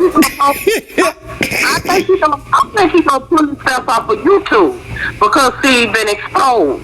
I don't think, because see, it's his life. You know, he on parole, and I listened to Larry say that. Well, Auntie, let me ask you this. Robbie on the Rails asked a question about within in the chat and asked Larry Nelson what was Robbie? I'm sorry. What was Pastor Jack arrested for? What did he do time for? Do you know factually what he was arrested for, or allegedly just due to statements? Go. Yeah, he's just a regular drug dealer. He just sold drugs. That was it. It wasn't big time. It wasn't burglary or beating nobody else. He just sold drugs. Okay. Like 90% of most people in California sold drugs. Okay, so was he? So he did time for allegedly doing drugs, and selling drugs. Dealing. I'm sorry. I truly apologize. And once again, let me state this, Pastor Jack. If you are out there listening, you are more than welcome to call in. You have a right to share your feelings, your facts, your statements. I don't think Rochelle or Larry Nelson has any ill will for you. I'm sure that they want you to be blessed and God to deal with you accordingly. But you have disappointed your brother Larry. This ain't just no YouTube content thing. You're disappointed and you hurt your brother's feelings. He put a lot of trust in you, and you hurt me too. I thought more of a man of him than what he been displayed. If I sit there and tell you, you know what, my wife shot somebody, man, 3 years ago, man, and I've been keeping that a secret, but I'm telling you as a friend, and I'm using illustration, and you go tell, I can't trust you. You are a child. You know, you're a man by age and society standards, but your character is that of a child. That's why you see some guys now still 80, 90 years old, still driving fast jets because they're still trying to relive their youth. Still trying to relive their youth. Mm-hmm. Now, Larry, let me ask you a question real quick. I truly apologize for cutting you off. Robbie wanted to know when is the Larry interview with Mr. Cordone is coming. We were about to get on that. I was just waiting for Auntie Rochelle to give her closing, and we were actually going to get into that briefly before we close out on here. Larry, Let me say this to everybody. It's just like Larry said. He went in and out of jail for selling drugs and being in gangs. He had 3 strikes. when he went in there the last time, he played crazy. And see, when you play crazy in jail, that's a mental health issue. Allegedly. Allegedly, yeah. And, well, this is what he told me. I should have recorded the, oh, Lord, anyway. Oh, gee. Anyway, he was on his third strike. This was his third strike. He went in there and he played crazy. So the people thought he had a mental issue. So he could get out on parole. Now, he explained it to this way. This is what he explained to me. When he pulled up to the gas station and he met his oldest daughter and the mother, they had a couple words. I don't know what transpired at the gas station, but evidently they felt threatened and they pepper sprayed Pastor Jack. Well, he told me differently. He told me that they just walked up on him and just saw the daughter just walked up and started spraying him while the boyfriend watched. Wait a minute. Wait a minute, niece. He told me it was the mother, her mother and her at the gas station. He drove up with his so-called fiance. Now y'all know that ain't right. Wait a minute. Now the fiance was in the car? The daughter, he has a daughter. Okay, hold on. It was the daughter and the daughter's boyfriend. And he saw him and the daughter walked up on him and just maced him in his face. What? That's not what. Okay, this story done changed up a minute. I thought he pulled up to, from what you said, he pulled up to the gas station to get gas, and they were at the same store, and then just went down. Yeah, him and the baby mom, the girl mama. He told me they had a couple of words, and all hell broke loose, and she both of them pepper sprayed, the mama and the daughter. And I say, what? I say, boy, that don't make no sense to me. But okay, that's what I'm saying in my head, Yeah, I didn't hear it that way, but okay. I mean, I'm listening. Wait, what did you say, Larry? What did you say? I said I didn't hear the story that way, but I'm listening to Rochelle's side. I just heard it differently. He said that he pulled up at the gas station and his daughter was there with her boyfriend. And he thought the boyfriend, I think, while the daughter sprayed him, the boyfriend called the police or something like that, or to make it seem like it was something he did. So, like I said, I really didn't get too deep off into it because that's family. No matter what advice you give him, that's still his daughter. So I wasn't going to say too much. Yeah. But it did sound flaky to me. But, now that I know his track record, everything he says a lot to me. Yeah. He told me it was mom. See how he told the story, but he told it two different ways. Same story. He just added the boyfriend. He told me it was the daughter and her mother. But, I began to watch Jack after that ping pig and that story there. That's what made me. And then when they woke me up out of and I talked to you about it, niece, and you told me, Auntie, how you know that one Pastor Jack doing that? Then I went over there on Pumpkinhead. Pumpkinhead said the same. How you know that one Pastor? I said, well, I'm done. I'm done. That's confirmation for me. I'm done. I'm done with it. Because it wasn't really about Larry. Me and Larry really didn't have no beef. We ain't had no beef. It was them two. It was the Bible lady and Jack lady. So I was with it with them two. See, well, let me ask you this, Rochelle. So why would they bring me in their stuff when all I did was sit in a Bible and that was it?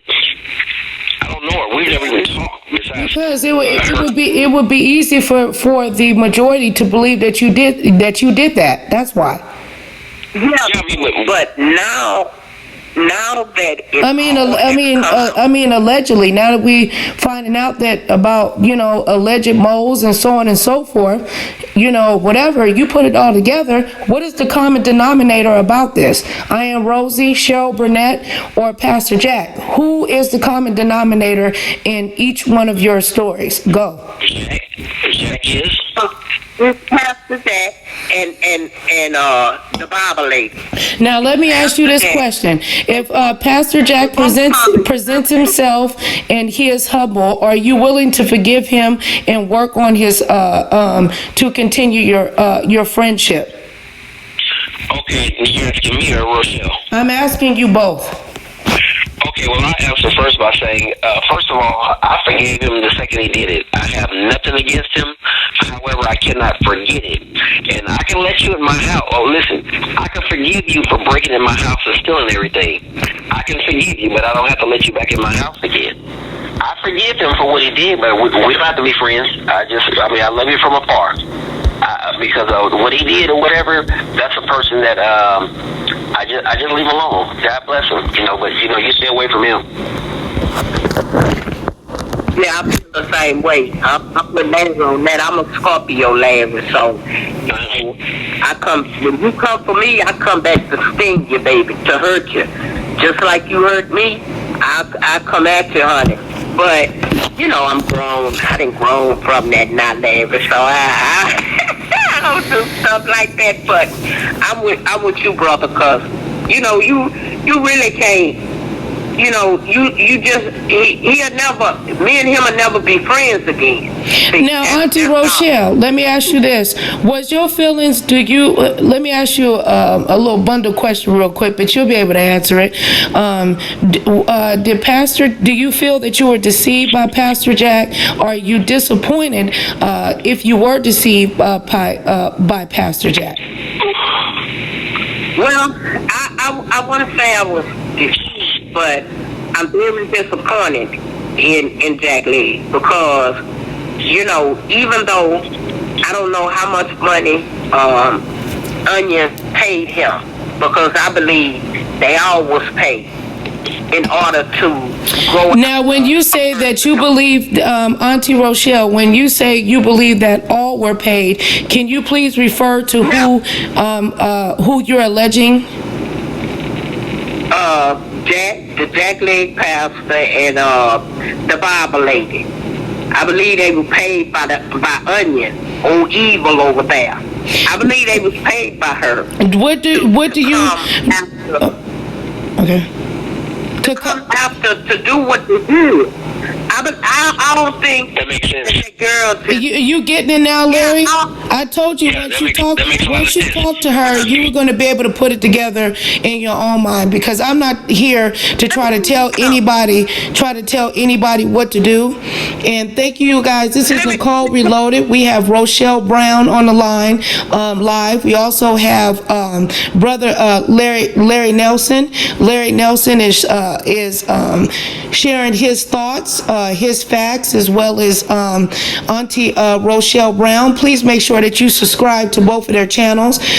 They are coming together, providing each other with their experiences, and by the grace of God, there has been some clarity. Now, if you hold on and be patient, Larry will be providing some undisclosed details in regards to the husband in the interview, and he might, if you act right, and $sign Nicole Reloaded on the Cash App, because Larry said that I needed to get my toes done because my feet was ashy. He was roasting me up.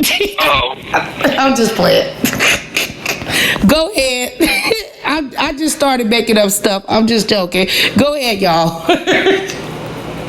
Well, like I said, the whole thing is I wish him well, but after talking to Rochelle, that makes a lot of sense, because this is the same woman who paid my daughter $801 to lie, and my daughter's now retracted that to family members now. She's scared to get online because she knows they want to burn her up now because she did everybody else. So she's what is your relationship, Larry, with your daughter since this unfortunate? Zero. I haven't heard from her. Zero. Have you reached out to her? I don't know her number. I don't know what she says. 0. Okay.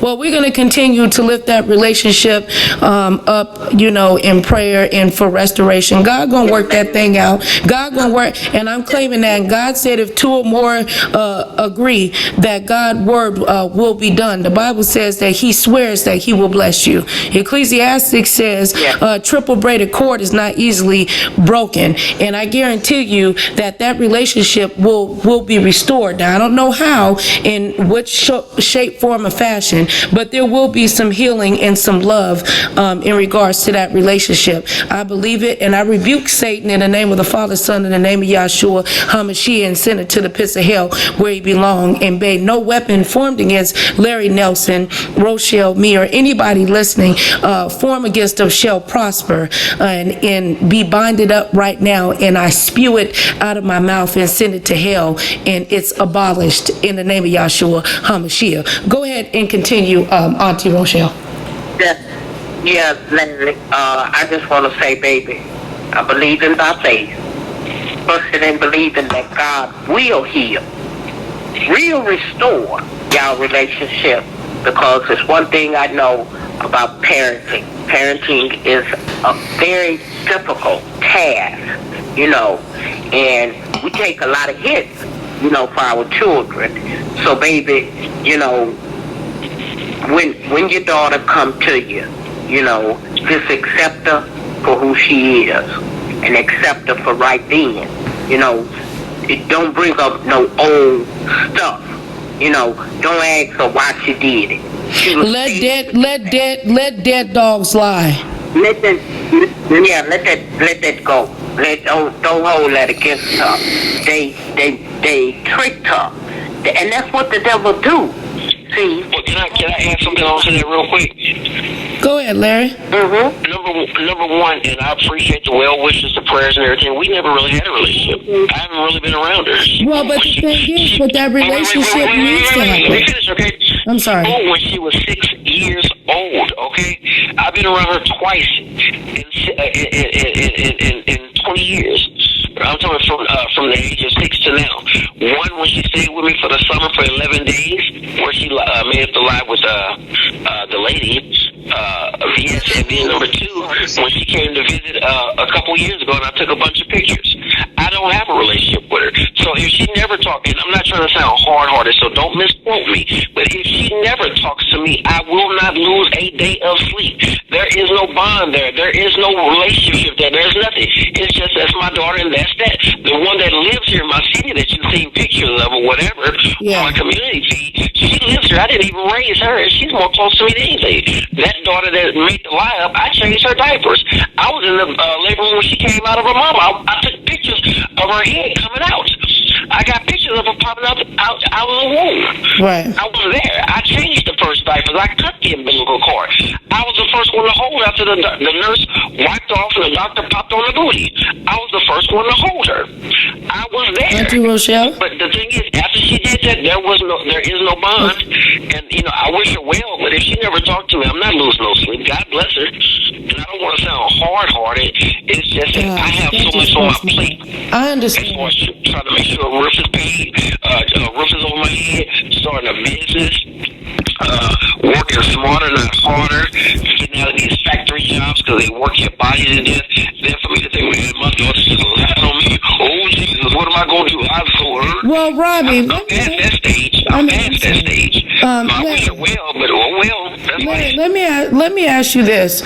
Me and Robbie on the rails both have the kind of the same question. I already kind of somewhat know the answer to this, but the people don't.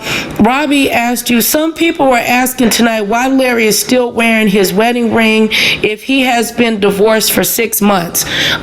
Do you want Rochelle to finish closing what she was going to say, and then we get into the ex-husband and your wife and so on and so forth, or would you like to answer it now? However you want to do it, whatever makes you most comfortable, Brother Larry. Sure, I can answer that now. It cost me $3,000. It's platinum.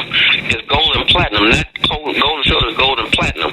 I paid for this. I can work to the day I die. Next question. All right, Larry. Let me ask you this, Larry. Are you divorced?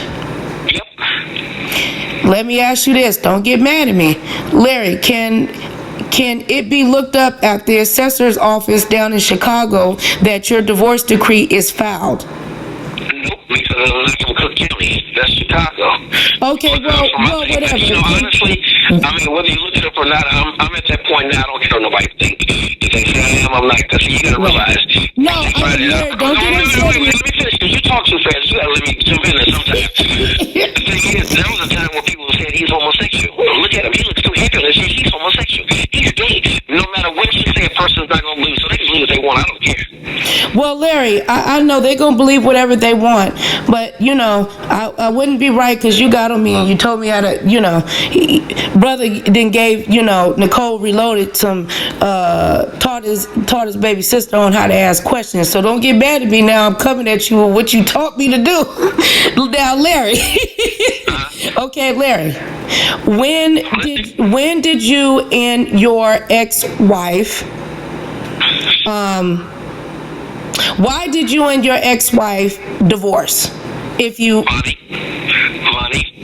Now, let me ask you this. Okay, Vonnie 45 and everything that transpired from the pits and so on and so forth. She's not good at taking pressure, and that was too much pressure for her to keep on here while he's on her cries. I mean, he's coming to get me, stalking me, he's calling me. Okay. All the stuff she put on the video, that she couldn't take it. All right, Larry, but there's... I'm trying to answer your question. I'm not finished. Okay, sorry.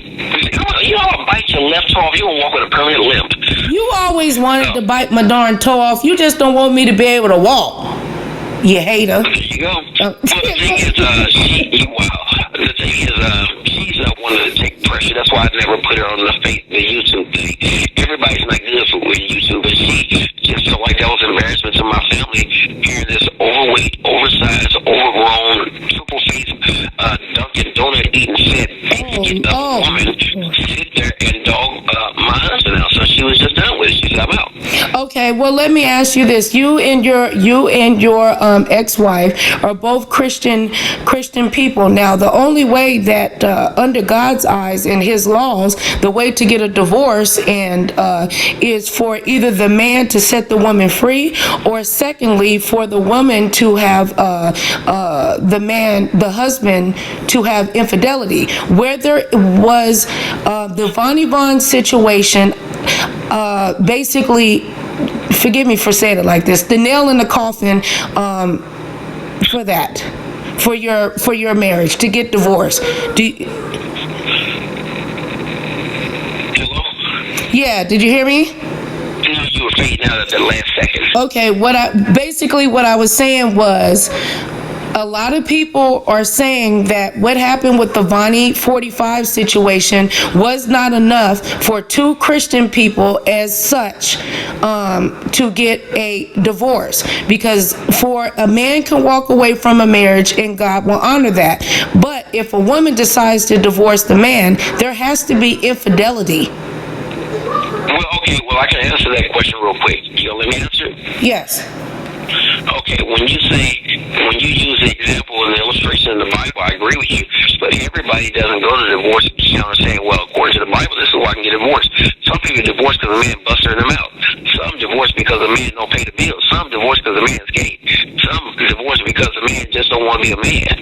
Some That's true, and I know that, Larry. Larry, just answer the question, because there's a lot of people. Let me finish, baby. Let me finish, boo. I'm gonna beat you up, Larry. I'm saying the whole thing is when a person divorces, she's not thinking, I'm going to do it simply because this is the whole reason right here. You know, that's just what it is. You know, the person. So you saying the pressure from what happened online put the nail in the coffin to your marriage? Yes or no? Yes.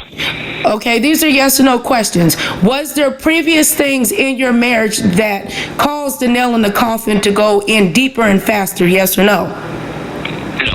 Was your marriage at the time, Larry Nelson, in good standing? Yes or no? Yes. Are you and your ex-wife currently friends? Yes. Well, Let me ask you this question. Do you ever see yourself, after you heal and restore and get your business and everything, do you see yourself ever married again? Yes or no? Oh, absolutely, yes. How many times have you been married? Oh, shoot. Who wants to know all that? I do, because I'm nosy. How many times have you been married? 2. How many times have you been divorced? 2. How many kids do you have, Larry? Oh, no, 500.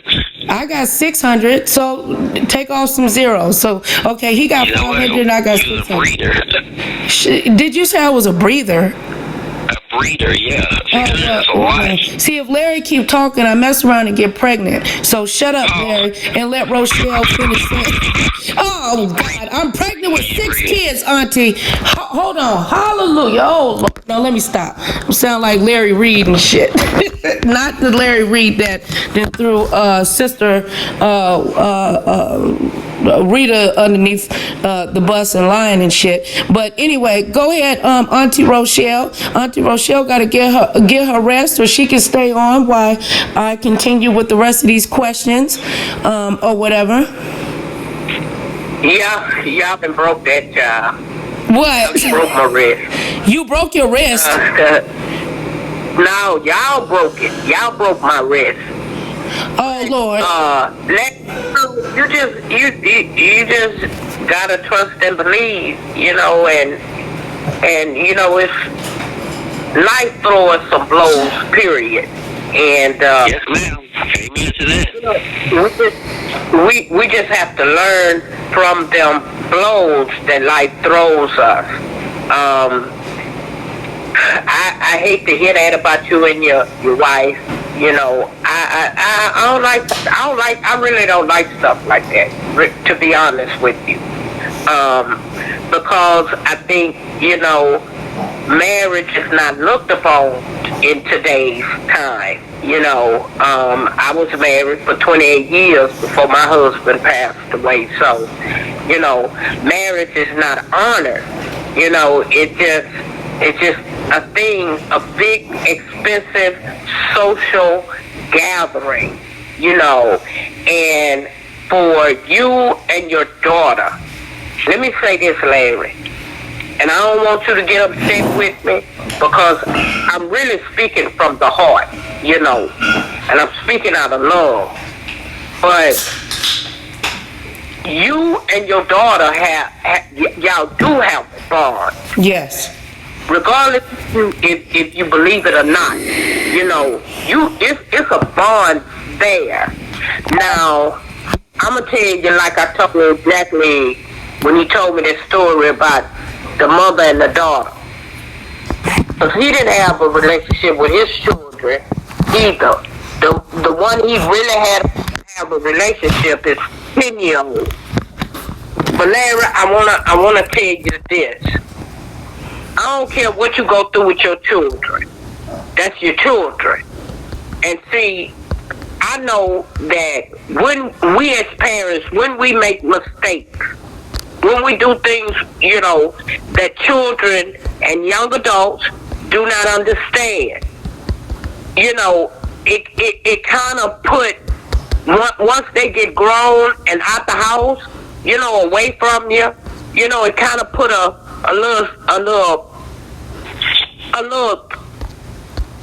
parting there. How I can tell you this is because my youngest son, the 27-year-old, he and I never sat eye to eye.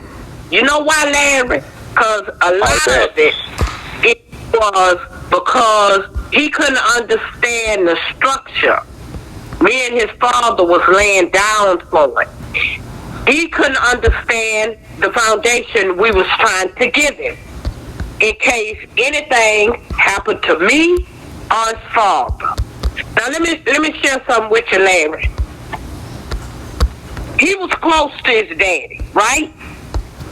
Mm-hmm. Not to me. When he went off to college, he never moved back to Texas. He in Texas, but he never moved back to Houston. You know why? Because, see, I was the one. I was the strict parent compared to my husband. See, And so, but when his daddy died, see, when his daddy died, he didn't have nobody else but me. He had to make up in his mind. But he had to go through things in life to understand what a parent is. Now, none of my children have children. I'm not a grandmother. But back to my youngest son, and I'm sharing this with you, Larry, so that it can encourage you to understand, you know, don't look at your baby and, you know, she don't care about you. They do. I'm just gonna tell you that they do, and they listen to you, they watch you. You know, they got to go through this thing called life. You understand? You hear me? They got to and see when the world show them, that they don't love them, that they ain't got no friends. They'll understand. And I know your daughter just had a baby. That baby, she got to raise that baby. Yes, she do. And that baby, her and that baby got to have a bond. But let me share something with you, Larry. If she don't make the right stand and trying to get to understanding and a bond with her father, guess what's going to happen? Just take a wild guess. It's going to happen, sir. History going to repeat itself. There you go, baby. I just wanted to share something with you because, see, I done been through that, Larry. And when they finished, now my oldest son, he level-headed. You know, he get things. You know, you can say stuff to him, and he gonna pay attention. But that youngest one, he bumped against the grain.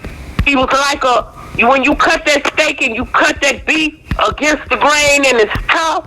He was that was the one. He pushed every button, you know, to try to break me, to make me conform to him. He didn't get that I'm your mama. I'm trying to raise you. So he didn't get that. He didn't get that until he became an adult. And when he got out there on them jobs, and the people showed him, you ain't nothing. See, you understand? Something I've been teaching him all his life. He didn't get that. He told me one time, Larry.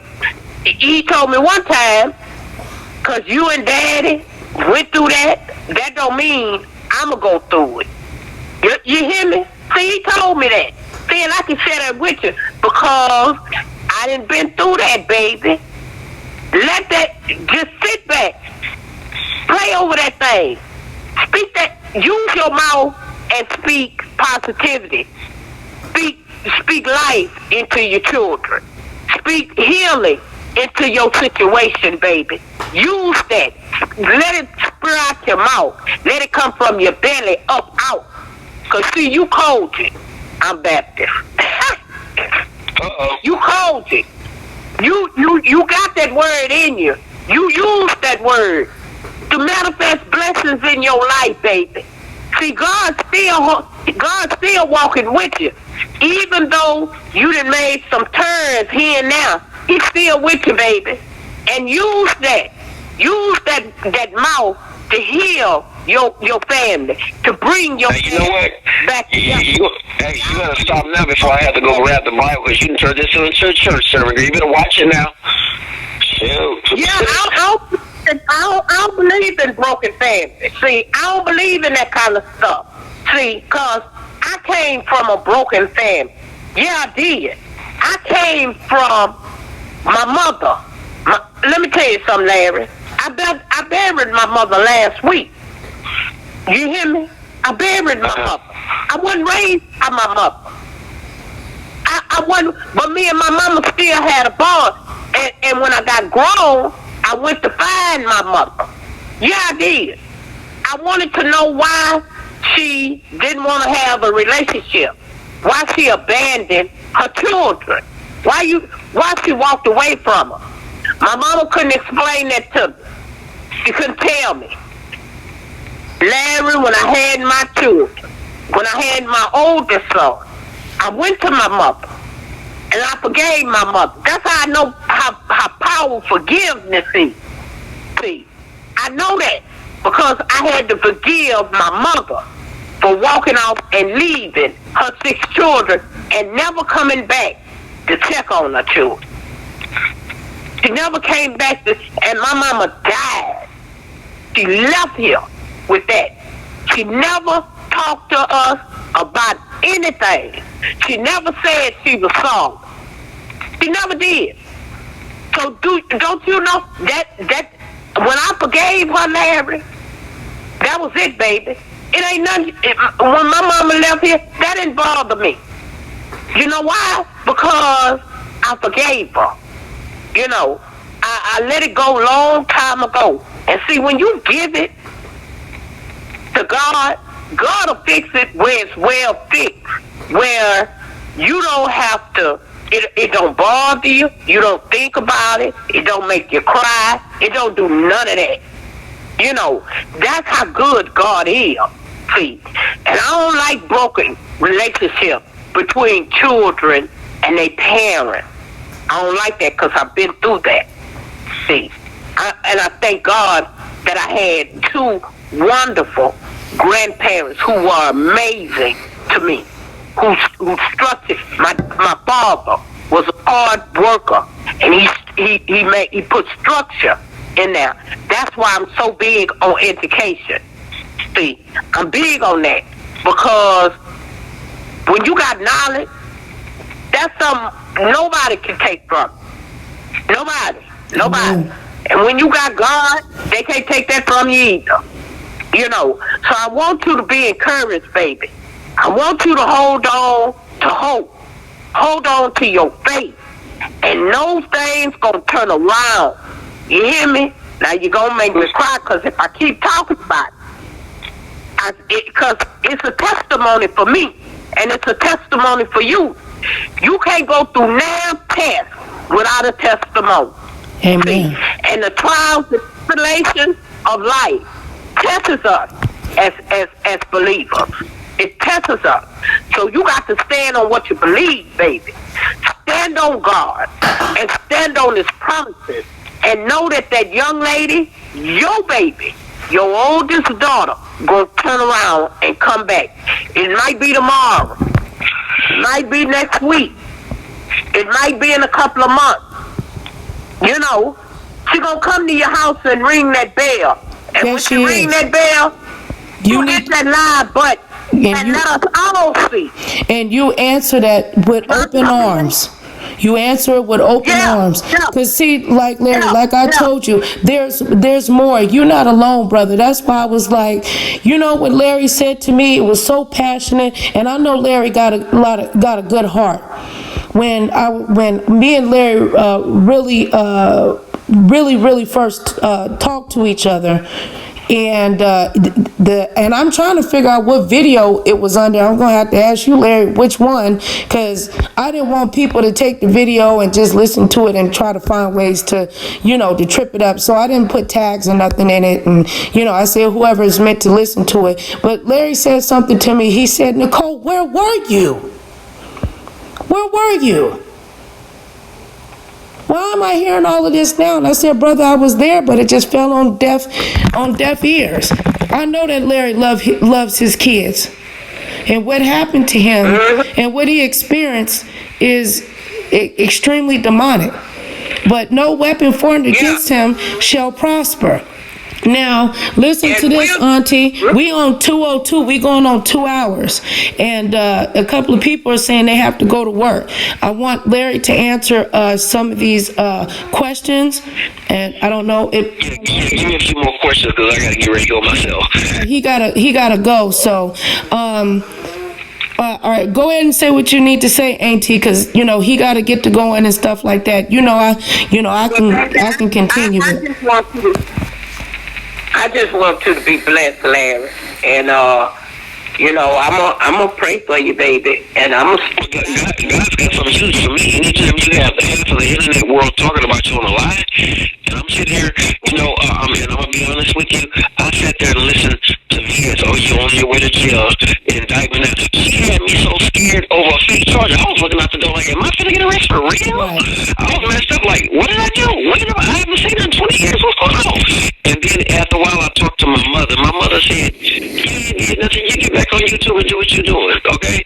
She said, anytime the devil comes at you big, I got some great in store for you. Or whatever. Yes. And my name was trending big at one time on lies, Justice for Tonight. Where's the Justice for Tonight campaign at now?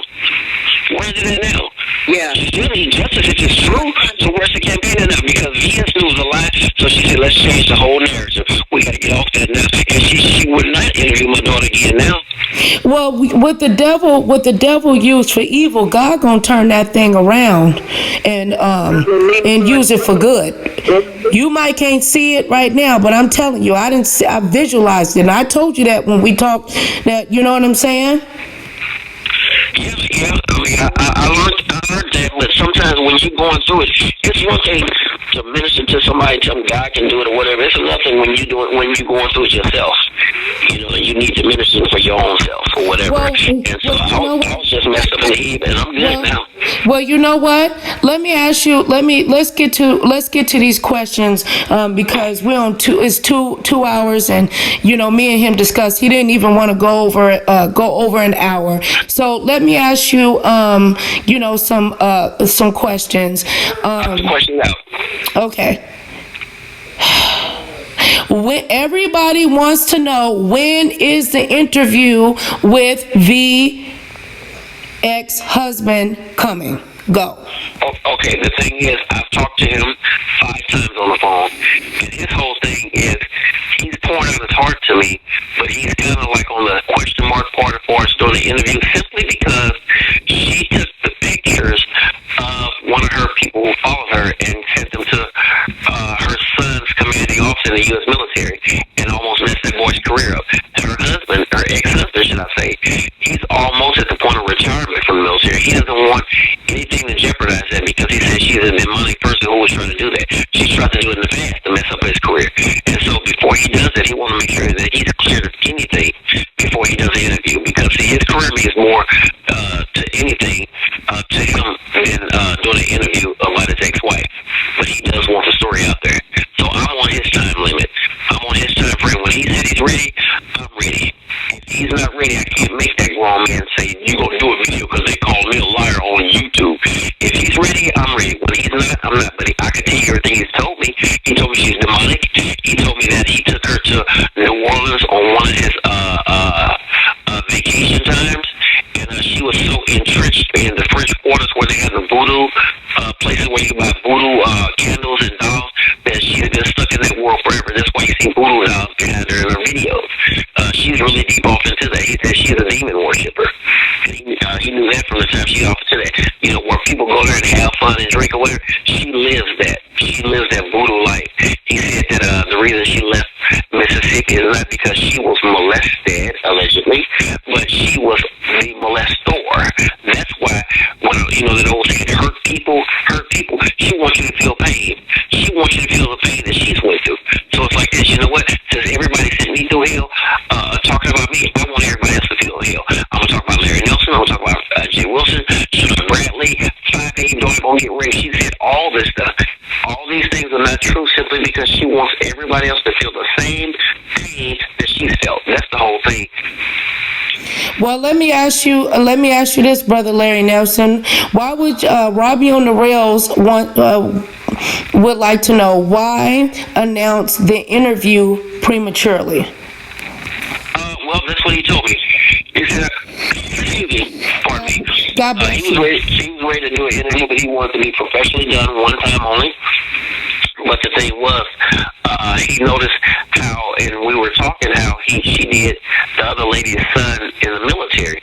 And he was so shocked and taken back. He had flashbacks on how she did him. So he was like, whoa, wait, time out, wait a minute, let me just check myself. So through the process of calls, he said, let me make sure I'm covered first because I'm getting close to retirement.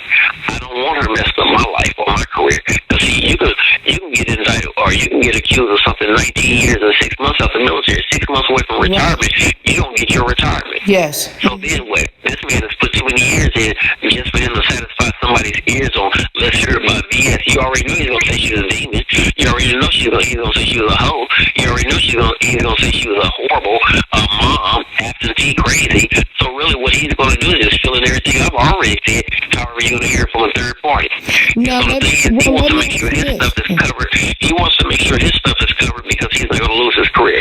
And I truly respect that. And for people that do not know and have an understanding about the military, the Air Force, my daddy was in the military for 20 plus years in the Air Force, actually. And their commanders and stuff take accusations very seriously. Your money can be stopped.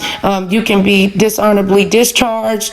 It can take an investigation very, very long, irregardless if it's false or fact. They're very thorough in that regards. Let me ask you this. Did the husband tell you how much longer he has before he is going to retire? No, he said soon. I don't know how long, but I'm assuming he's been in there. It sounds like he probably want to do what about, he could go up soon, could be 5 more years, or what? How long has he been in there thus far? I'm not sure. I don't want to lie. Okay. All right. Well, welcome, Brother Aaron Collins. Wait, did you hear me? I said he made it seem like it was many years. He said what?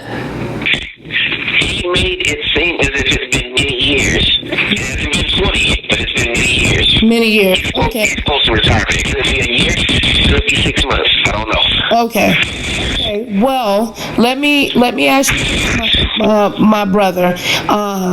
Did he disclose to you, is the ex-husband the father of her children? He didn't disclose that, but he did say that the son that she never showed, that she keeps locked up in the room, barks at the moon every time he goes outside, and he had a problem with that. And people thought I was making a joke, trying to crack a joke or whatever. And he said that he would go outside, and at night he was barking like a dog or howling like a wolf do. And he thought I was watching that movie, Teen Wolf or something like that. He thought it was like a phase of, man, stop that. And, it goes from stop that to being serious and punishment. And where he just kept doing it, so he realized he got a problem. You can't whoop that out of a child. You whoop a child, he goes back outside and you're like a dog. So, that's why she's so, think about it. I can't be lying if this woman turns around and says, Clive's daughter's going to get raped. Because she wants you to feel pain that she's felt. Her child's going through mental hell. So she wants to send yours through mental hell. She wants you to feel her pain. Okay? And like I said, the ex-husband told me the boy goes outside barking. I thought it was a joke or whatever, so he just used the illustration like he's barking. I'm like, like Wolf Ruff barking? Like, yeah, making animal noises. He said first he thought it was like a joke. But he just kept going and going till where you hand and punishment and whooping it. He said that don't work. He just kept going. That's when he realized he got a problem. But he said that's from the mama segregating him from everybody. Keeping him in the room. He can't go nowhere. So his outlet is watching our show. So he mimics Big Bird, Ernie, Bert, Bugs Bunny them. So if they howl at the moon, he's going to do it because that's his only. Allegedly. I need to do a video of that. Allegedly, that's his only form of friendship. Cartoons. Well, let me just say this. May God bless, VS and her children. I definitely don't want anybody thinking that I'm over here dragging or roasting, anybody's kids. VS is. I'm not justifying VS antics and stuff that she has, but from a woman that's been hurt and abused. It's like how they say, crackhead know a crackhead, alcoholic know alcoholic, an addictive eater know an addictive eater, type of thing. It's like, I feel like I kind of know her in that sense. But hold on, Auntie, because I need to finish asking him the rest of the questions, and then you can go ahead, Auntie, please, if you don't mind. But if you're going to be brief, you can go ahead, Auntie. Well, I just wanted to say, people don't understand special needs. And when I worked in special needs. See, I work for one of the largest school districts in the state of Texas. I don't know how many times I got to keep saying that. And a lot of my years was in special needs. They changed the name from special ed to special needs. Needs, right, because they didn't want to come down on the children. Yeah, and then some people don't understand that special needs does not mean that your child is special. But I want to go back to what Larry was saying about Onion over there locking that baby up in that room or whatever. Allegedly. We do not know that that is facts. Okay, allegedly. Anyway, me and you had this conversation. I don't believe no child can be taught. Every child can be taught. I don't care what mental capacity. Yeah, okay. I'll let her speak afterwards. Just hold that thought, Rochelle. So let me ask you this. So what do we get to see from Larry Nelson, the YouTuber, coming up on your channel? What you get to see from me, you're going to see me going to the places I want to buy as far as my restaurant is concerned. You're going to really get views and opinions as far as our daily government and our society is. I'm going to try to steer my way away from the VSs of the world, all the beefers on YouTube, because it's getting stupid, it's getting old. I saw a YouTuber the other day. His name is Cutie Pie. And I mean Q with the D-I guy. Yeah, I've seen, I haven't got a chance, but yeah, I've seen them in the chat before. Is it a male or a female, brother? It's a male, but the thing is, this man makes, I think, 15... Well, check this out, okay? I want to finish my thought before I forget my thought. He makes $15 million a year off YouTube videos. He's not beefing. He's not talking about nobody. He's doing silly videos, having fun. It's going all around the world, and he's the biggest YouTuber there is as far as money is concerned. That's what I want. I don't want to be on here. Guess what JWilson said? He dated a younger man. You know, here go the dude right here. I don't want to do like Carolina. Here's the latest beef between other people. I don't want to do that. Tracy's fighting people or whatever, and that's her page. I'm not putting her down. JWilson's fighting people. I noticed that Blaine, now he's talking about JWilson every night. And at first he wasn't into that. Now he's just picking fights with him. And you need money that bad that you want to pick fights. And that's not allegedly. That's fact. You can go to his page. His last 4 videos have been about JWilson. JWilson's doing his own thing. My whole thing is this. I want more than that, okay? If I gotta get on YouTube to talk about somebody, I am a damn fool. Listen to me good. If I have to get on YouTube and show my face to talk about people across the country who I probably would never meet, or I'm probably too cowardice to see face to face, but I want to talk about them like a fool, like a dog, I am a damn fool. Who am I? What am I good for? If that's what you want to do, that shows you the type of character you got when the camera's off. You're childish. Your character's hindered. You want to talk about me? That's stupid. I did that in elementary and junior high. When you got to high school, you're thinking about girls, cars, or whatever. You sit there and you get on YouTube, you see 30, 40, 50, 60-year-old people talking about beef. That stuff is stupid. So I'm going to leave the Pastor Jacks to himself. I'm going to leave the woman I sent the Bible to themselves so they can all make their corner and talk. So when in the future, when people start saying my name, I'm going to still be making my videos, because the biggest mistake you can ever do on YouTube is to respond to people. I'm going to say another one real quick, okay? Blaine once said, Larry Nelson, you always attracting all these gays to your page and you're heterosexual. You know how all the gays came to my page? Because of him. He came to my page. I was talking about Andrew Caldwell, because I live across the bridge from St. Louis, Missouri. I see Andrew all the time. I talked about Andrew Caldwell's antics. He got offended because Andrew's gay and he's gay, so he wanted to defend him because he's a gay police on YouTube, and he wanted to know why I'm not talking about him. When he did that, overnight, I had 3, 4, 500 gay people come to my page. Leave Andrew alone, honey. You must be gay yourself. You undercover.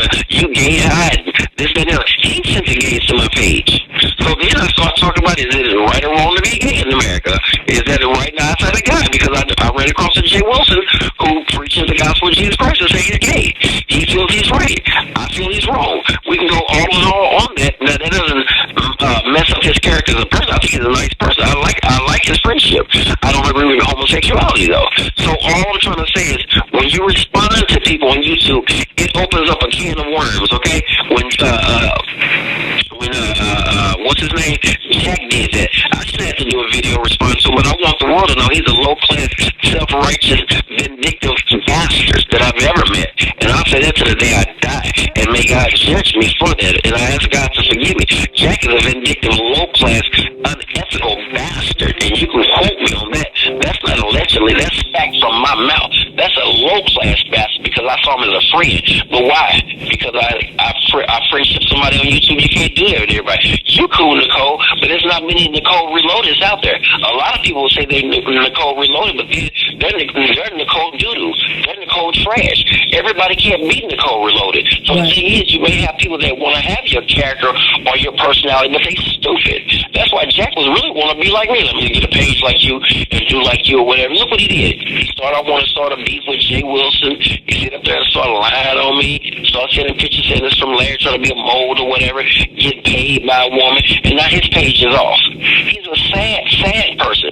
And all this could have been avoided had I just did my videos, stayed in my corner, and kept doing what I was doing. I had over 1,000 followers just doing videos about R. Kelly. I remember that. About life, everything. All of a sudden, a person I never heard of in my life, and this is not putting him down, I'm just being truthful. All of a sudden, JWilson comes. He started doing hour-long videos. This guy named Larry Nelson is talking about, what's his name, Andrew Caldwell, and we just want to. I didn't know how YouTube worked. I'm wondering why this gay dude from Texas talking about me. I mean, I'm being honest. That's what was in my head. Why is this gay dude in Texas talking about? I don't know you.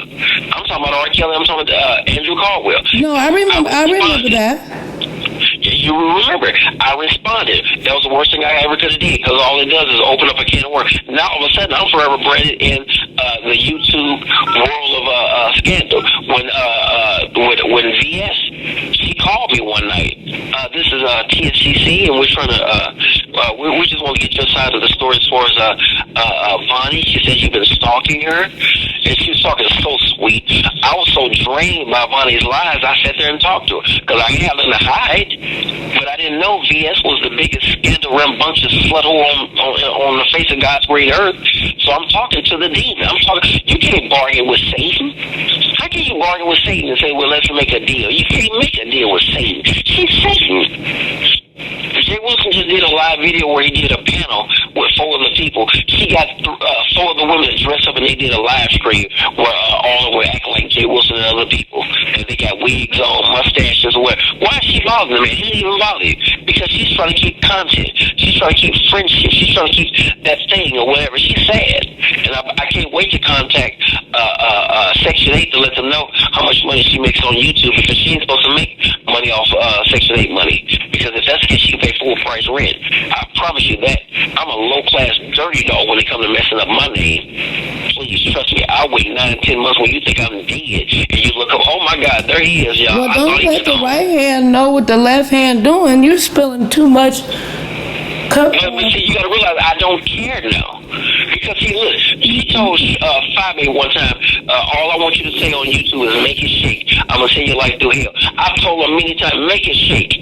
What can she say that she said he's a child molester? That didn't work, it was a lie. Okay? He's a homosexual. You know that's a lie.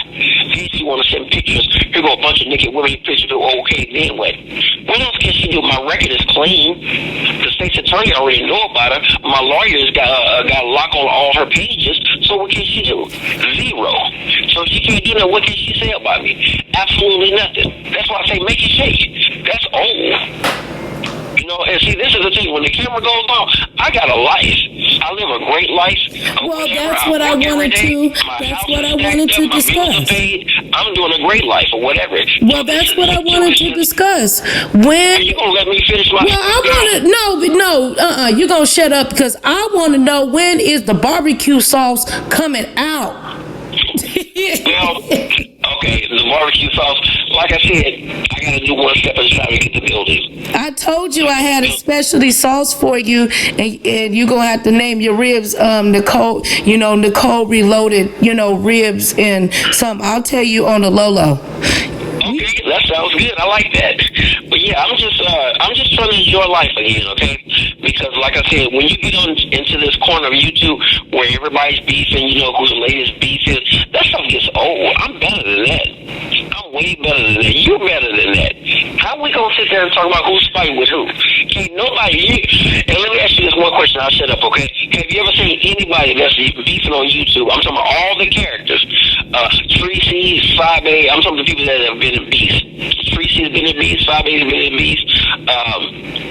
The Oracle's been in beefs. You talked about me, Sean Bradley, JWilson, myself. What's the other one name? The one they call Cyclops with the bad eye. Oh, Wiley. Wiley, have you ever seen them face to face with somebody they talked about on camera? Wait, say that again. Wait, not all the other people. Say the last part. Have you ever seen any of these people who are in beefs face to face with anybody they've ever talked about? Yes, Sean Bradley and Nicole Tyler. Boom. Were they fighting, or did they make up? No, they came, they had a full-blown conversation and about what was going on, their dislikes, they were beefing really hard, and they came to a resolution. But you mean like in the midst of a beef and they just roll up on somebody? Right. No, I ain't never seen nothing like that. That's illegal. I think somebody will go to jail. Well, and that's the world we live in. I'm just saying, you don't even talk about a man so long before you do something. That's what I've always said. All this beef stuff, it don't mean nothing but ill means to me. You see me face to face. That's why I tell VS, you talking about somebody, come to St. Louis. Come to St. Louis, because I swear to God Almighty, and I don't swear. Trust me, I do not swear. I do not swear. But I swear to God Almighty, I will beat your ass if I saw you face to face. Why you want to lie on me? I will beat your ass, and you can quote me on that. That ain't a legend. That's fact. Next question. Larry Nelson. That's me. Okay, the real Aaron Collins. How did you meet this Larry person, Nicole? I know the question is for me, but I just wanted you to answer it.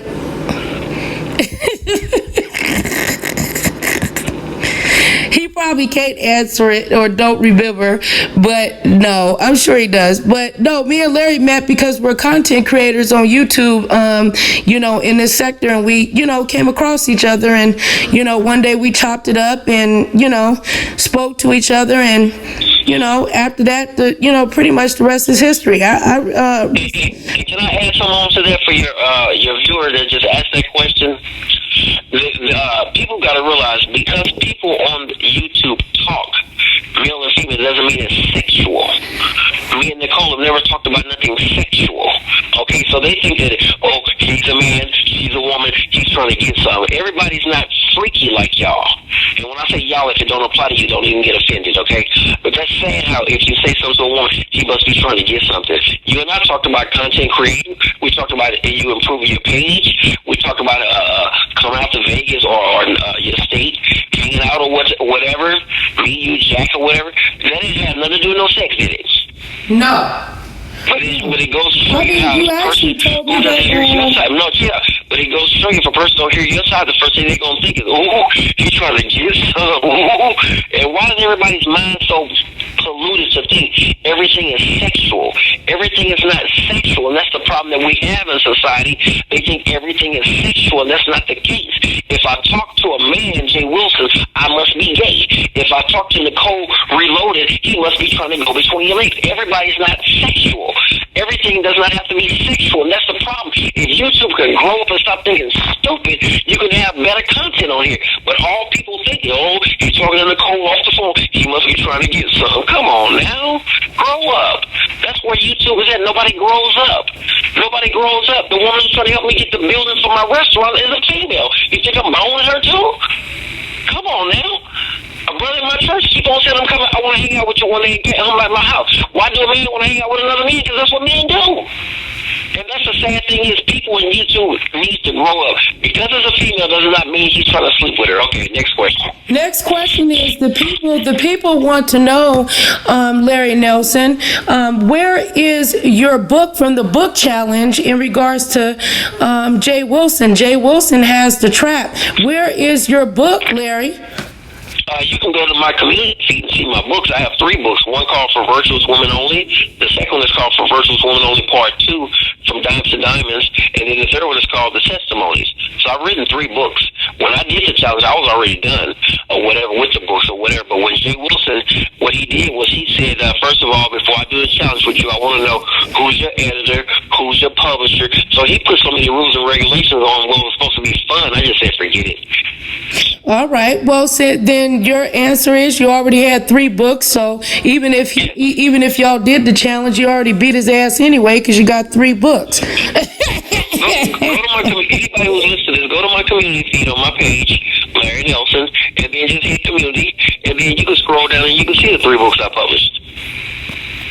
All right. The next question: How long do we have to wait for you to come out with this awesome restaurant? And where would this restaurant be located, or in the kind of the area where it would be until you lock down a building? Okay, I see a place in Centerville, Illinois. It's close to me. It's a city away from me, and perfect location. And I'm looking at sometime next year. Like I said, now I'm saving up money because I'm not doing loans. I'm not doing loans. I'm not asking for money from anything else. I'm just I'm doing everything by myself, by hand. So next year will be definitely set. I don't want no license where you got a little stand on the streets. You pull a trailer with a barbecue grill on the back and some seal. I don't want that. I want a professionally building where you can come in, sit, order, eat, listen to some nice blues music, like the Memphis Feel, and eat and have fun. I don't want something that you can pull a trailer with a tow hitch with a barbecue grill on it, and you setting up a tent where people come by and get food. That's good, but that's not for me. I want the real thing. I want a building. I want Sweet Larry's Barbecue and Soul Food. I'm going to sell ribs, rib tips, snoops, which is pig nose barbecue. That's for you all never heard of it. And that's how they do it here in Illinois. And I just want to live a great life, and I'm going to have everybody. It's going to be a big thing on YouTube. I'm going to invite everybody. We're going to have a great time. I promise you that. Totally awesome. Okay, well, you actually gave us some extra tea then. Then Larry will be doing a meet and greet by the grace of God towards the end of next year after he gets everything. But it will be a VIP meet and greet for the special, and other people will be able to hit him up on Patreon where he will be dropping his restaurante and the different things that will be provided on the menu. So look out for Brother Larry Nelson's Patreon in his restaurante next year. Okay? Believe in a brother. Stop hating. Okay? So next I wanted to ask you, for the people, this might be corny, but there are dog lovers and cat lovers. How long has it been since your cat has passed away? Secondly, how did it make you feel when your cat passed away? And third, will you be getting another animal, cat or dog? Okay, Pat just passed away about a couple months ago. She was throwing up a lot, and you gotta keep in mind she was over 20 years old. 20 years in human years. So she was an old cat. She had 2 litters, and she was just at that point where she was just old. She was losing a lot of weight. Sent her to the pound. They medicated her for 4 days. It wasn't working, so they put her to sleep. Okay, wait, hold on. It was a 3-part question, so I'm trying to answer No, Larry, because you answered it wrong. You didn't send the dog to the pound. You took the cat to the vet. You didn't send the cat to the pound. Oh, well, you know what I meant. No, but for animal lovers, it's like you got a sick animal and you just threw it away. That's how that sounds. You took the cat to the vet. Go ahead. After 4 days of medication or whatever, it wasn't working, so they had to put her to sleep. How do I feel about it? It was devastating. You grow. The cat is like a member of your family, really, and it was hurtful, tears or whatever, and got pictures and you reminiscing. However, I had to just face facts that it was time for her to go, and I'll see her again in heaven. That's the only thing I'm comforted in. I believe I'll see my cat again in heaven one day, and I plan on getting another cat one day. Well, my goal is to when I buy another house, I will possibly be buying another pet. Yes, because it's a beautiful thing to walk in and feel love from animals. Okay. That's what I want. Yes. Aaron Collins says, "Where's the restaurant located?" Answer that. The restaurant is not up yet. He's in the process of finding a building, but it will be located in the area. Go ahead. Illinois, where I'm at, a city away from me, Illinois. In Chicago, Illinois is where he's... No. Chicago's 5 hours away from me. I'm in southern Illinois. Chicago is at the top of Illinois. I'm at the bottom. I'm sorry, I be getting it wrong. I ain't never been nowhere. My bad.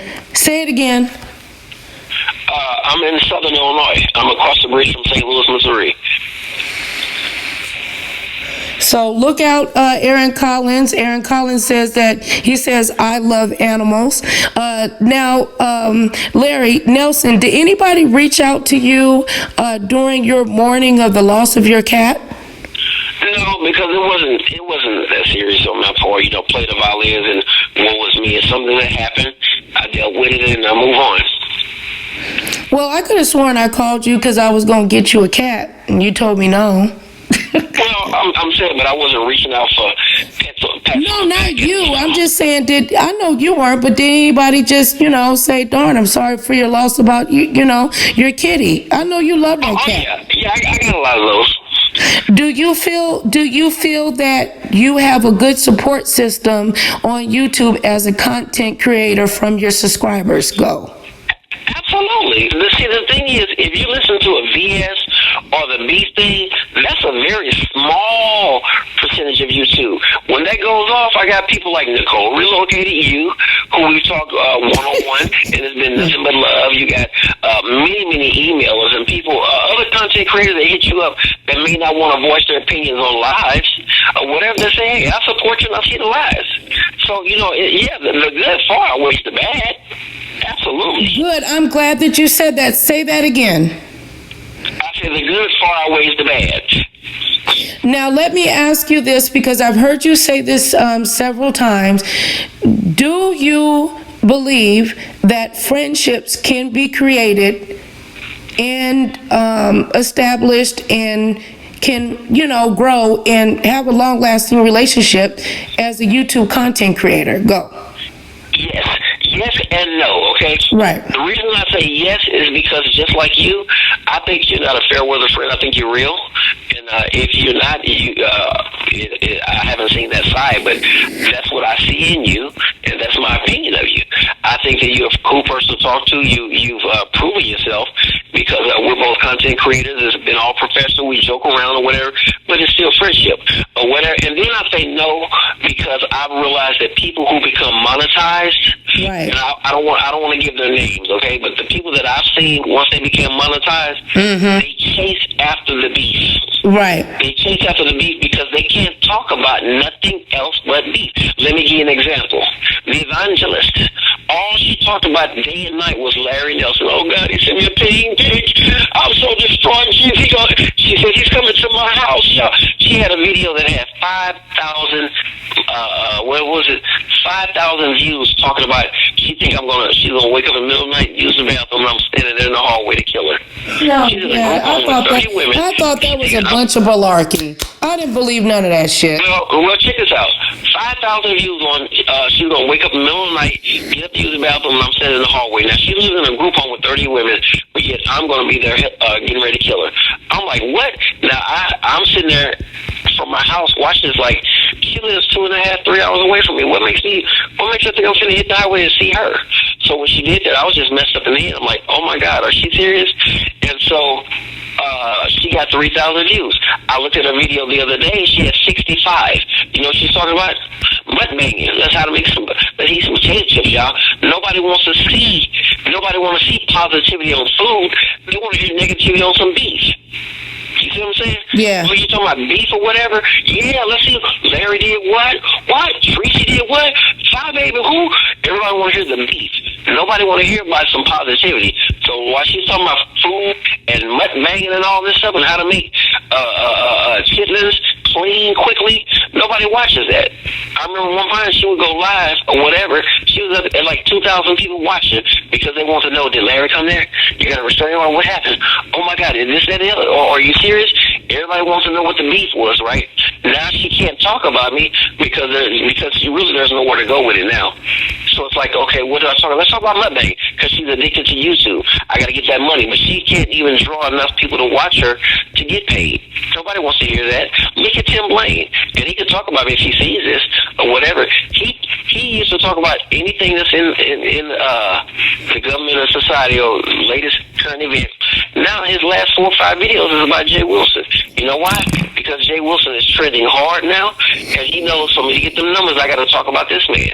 He never used to come out the blue, just talk about out the blue. Now he is. You know why? It ain't that he has something against him. It's just because it's about money. The Bible says the love of money is the root of all evil. He's doing whatever it takes to get that money.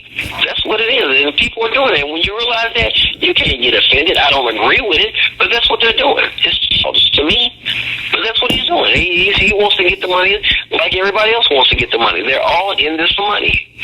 They're all in it for money. And so I've seen people, when they become monetized, they become messed up in the head. They would do whatever it takes to get paid. And I've said, hey, listen, I've seen women, and I don't know where you were located at during the late 80s, early 90s, you know, when crack was hitting the streets real bad in Black America. Yeah. I've seen women who had the most beautiful, I was a kid, okay? I've seen women with the most beautiful bodies get on crack and do whatever it takes to get that crack just to smoke. And they had the biggest booty and it just disappeared because of crack cocaine. Now, YouTube is the new crack cocaine. They'll do whatever it takes to get them numbers. So I've seen people, just like the crackhead women, that I do whatever it takes to get this money. They will suck on you. They will lick on you. They would do whatever just to have that man to give them that rock, right? And the same thing with YouTube. They would do whatever it takes to get those numbers. Because if I get those numbers, I get paid. So they're being prostitutes on YouTube. Let me talk about a beef right here. That's a prostitute. Why you got to talk about a beef that has nothing to do with you? And I'm using an illustration. If JWilson turns around and does a panel with 5 people or whatever, I make a comment on it like, oh, that was crazy. That was wild how he did it. Very creative or whatever. Now you got YouTubers that's making fun of it. VS has made fun of it. Tim Blaine is mocking it. That's not because they have a problem with him. They're trying to get those numbers. You don't talk about Susie Q. Nobody knows who Susie Q is, but you can talk about Larry Nelson. You know Larry Nelson, and it's about numbers. And when it's about numbers, you got to say YouTube has made people prostitutes. They would do whatever it takes to get that money. And if they'll do that with YouTube, what did they do in the real world to get money? I can show you women right now, and I hope this is never misconstrued when I say this, okay? Not the church that I go to, I want to stress that. I can show you women in church right now that was so holy, praise the Lord. They saved, sanctified, filled with the Holy Ghost, running for Jesus, baptized in Jesus' name, speaking in tongues of the Spirit of God gives utterance. I know one thing, you catch them behind closed doors, they see some money, they're going to drop them draws. Uh-oh. And you know why? Because it's money. And that's what YouTube is doing. That's what YouTube is doing. YouTube is making prostitutes out of great, great people. I'm just being real with you. YouTube has brought the whore out of men and women. And if I'm lying, I want anybody on here to dispute me. You think people talking about beef because they really care? No, because it's numbers. I can show you, listen, the girl I used to call my sister on here, Crystal, when I met Crystal, she had 4 followers. 2 of them was her kids. Okay? One was her uncle and another was a niece, okay? She started talking about me, she was getting 100 followers a day. She was getting 100 followers a day just for talking about me. Do you think she really cared about what I'm doing? No. Now if you go to her page, you know what she does now? Go to Crystal Salter page. Salter is her last name. Crystal Salter. Half her video, she's laying across the bed because she's tired and can't walk. I told her you need to lose weight for you and pass out from high blood pressure. Every video she got she's in the bed laying down. How y'all doing? Oh, woe is me, I'm tired. She ain't got nothing else to talk about now. When you was talking about Larry Nelson, he was up running through the house. We can see the dog doodle all in the corner or whatever, you know, because she don't clean. And it was fun. And then she ain't got to talk about Larry Nelson. It's like, what do I talk about now? You see what I'm saying? Right. YouTube I'm trying to make a point. I don't want to overdo it. YouTube has brought the prostitute and the hoe out of men and women. And if you think I'm lying, just watch it. When you see people doing these videos that has nothing to do with them, you say, oh yeah, this is a prostitute right here. He's trying to get that money. He's trying to get that money. And like I said, when I see a prostitute, and let me say this also, a prostitute is not a person who just stands on a corner, okay, and try to do whatever it takes to get money. A prostitute could be somebody sitting in the house. I knew women in Decatur, Illinois, beautiful women at the house. You come by with a $50 bill, you can do what you want, and they're gonna lay there and will not say a word until you get yours and you go home, or whatever. And keep in mind, I'm 44. I'm talking about when I was 22, 23. So we talking about over 20 years ago. But the whole thing is, don't sit there and try to act like, oh, I'm just a content creator. I don't do. No, you are a prostitute. You're a YouTube whore who does whatever it takes to say. Look at Susie. She was talking about me every day. All of a sudden, she got to come up with content. Where's this justice for Tanaya? You don't sit there and say the girl was molested or raped, and then all of a sudden you want to change the story. No, keep going. We want to know. We want to hear the rest of it. She won't do it because it's a lie. So she got to keep being creative to keep those followers. Oh, we got another caller. Uh-oh. All right. Well, I'm going to hit you with some speed questions. I'm going to see if you can keep up. Okay? No. All right. We're going to go fast. All right? Now, Larry Nelson. How's your relationship with your mother? My mother and I are great. She just texted me last night and asked me was I barbecuing for the weekend. When is the last time you seen your mother? 3 days ago. I see her every day. We're in the same city. You're in the same city? Okay. Yeah. All right. Are you a mother's boy? I'm not a mother's boy, but I love her to death. I come to realize as I get older, there are a lot of people who have lost their moms. I've heard the lady Rochelle story. Yes. About her mom. You know, I lost mine too. Yeah. Yeah, and I heard you. And so what I do is I try to enjoy the time I can with my mom. Because we're all getting older. We're all going to be here one day. And so I just try to enjoy the time I can now. Not saying she's sickly, but she has been sick. And so if something happens, I want to have many, many memories, great memories, and lots of pictures, and then just enjoy each other. How is your grandbaby? I don't know. After VS did that, I blocked the old numbers or whatever, and never contacted her because when I called her once, she was taking phone calls for VS. So she's contacting my brother and a few of the relatives saying she was wrong for doing that. She's sorry, she wants to make up. But my thing is this: the same way you lied on YouTube is the same way you're going to have to get back on her and say you lied. Okay. So you want stuff for money. For me and you to make up, you got to get on YouTube and say, "Look, I was wrong. I lied. I'm sorry." Other than that, I never want to hear from you in life. You're gonna have to forgive. You're gonna have to forgive her. I forgive. That's the thing. It's not about forgiving. It's about. I know right is right and wrong. Right is right. It's wrong is wrong. It's not about forgiving. It's just if you use YouTube to lie on me, you're gonna use YouTube to correct the lie.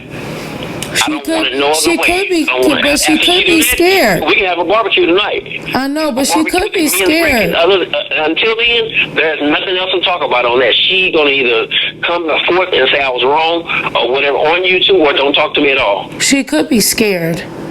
It don't matter. I was scared too. Wow. I really respect the fact that you share your, you know what I'm saying, your honesty and, especially your emotions as a man, to actually say that I was scared too, what you experienced. I'm proud of you. I'm really, yeah, well, hell yeah. I was paranoid for you because, see, this is the thing. If somebody can come on YouTube, I went to my mother's house crying like, why is she doing this, dog? I called my mom doll, okay? I said, dog, why is she doing this? What I do? Or whatever. I messed up. Hold on.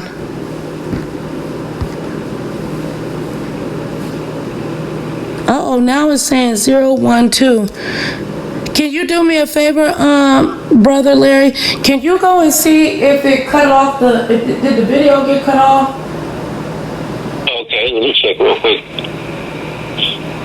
Did you get a chance to share it in your community? I think this was an awesome conversation. I don't know. I'm not an viewer, but I mean, I guess people can say that. And thank you, Robbie on the Rails, and Aaron, and Fifi.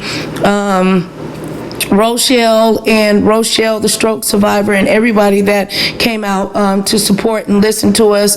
But my thing is more, I just prefer for the person to talk and share and express how they feel, and what comes of that, it does. And then I present myself, the person I'm speaking to with questions, Are we there, Robbie? Are we still live? Are we still live, whore?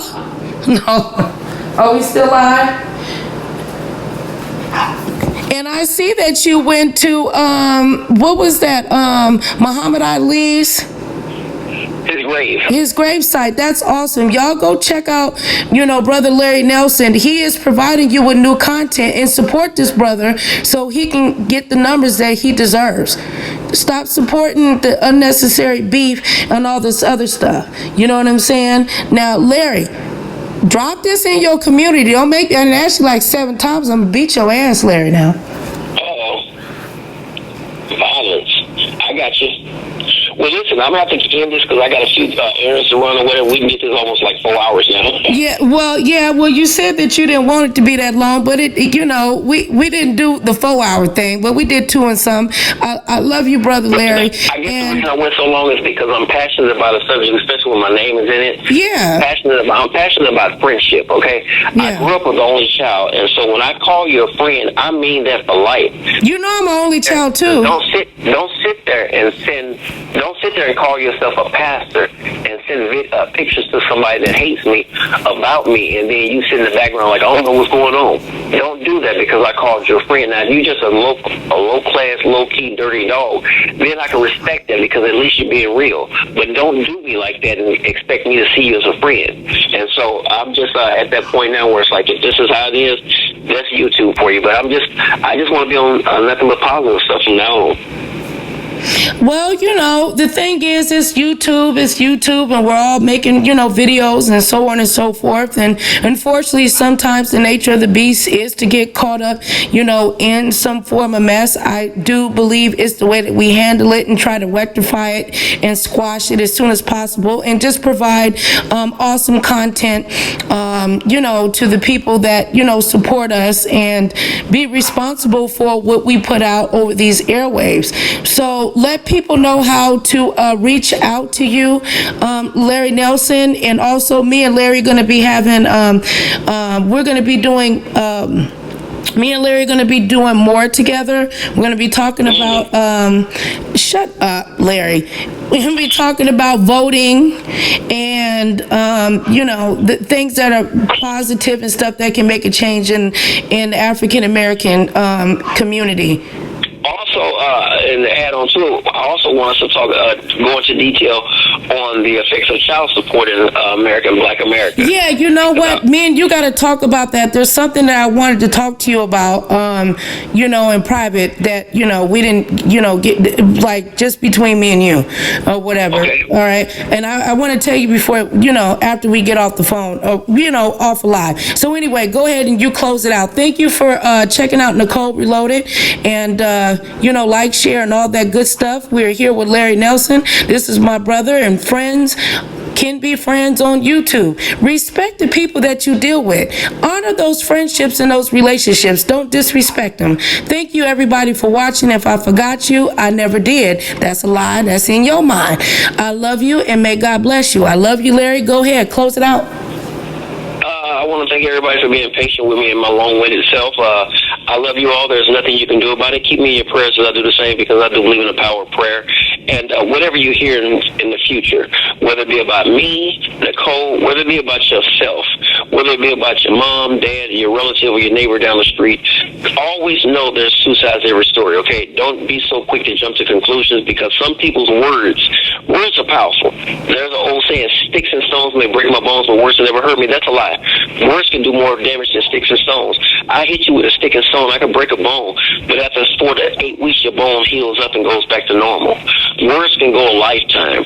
So be careful what you say about a person, because your words can do some major damage. The Bible says death and life is in the power of the tongue. It didn't say in the power of God. It didn't say in the power of Satan, even though we know God has all power in his hands.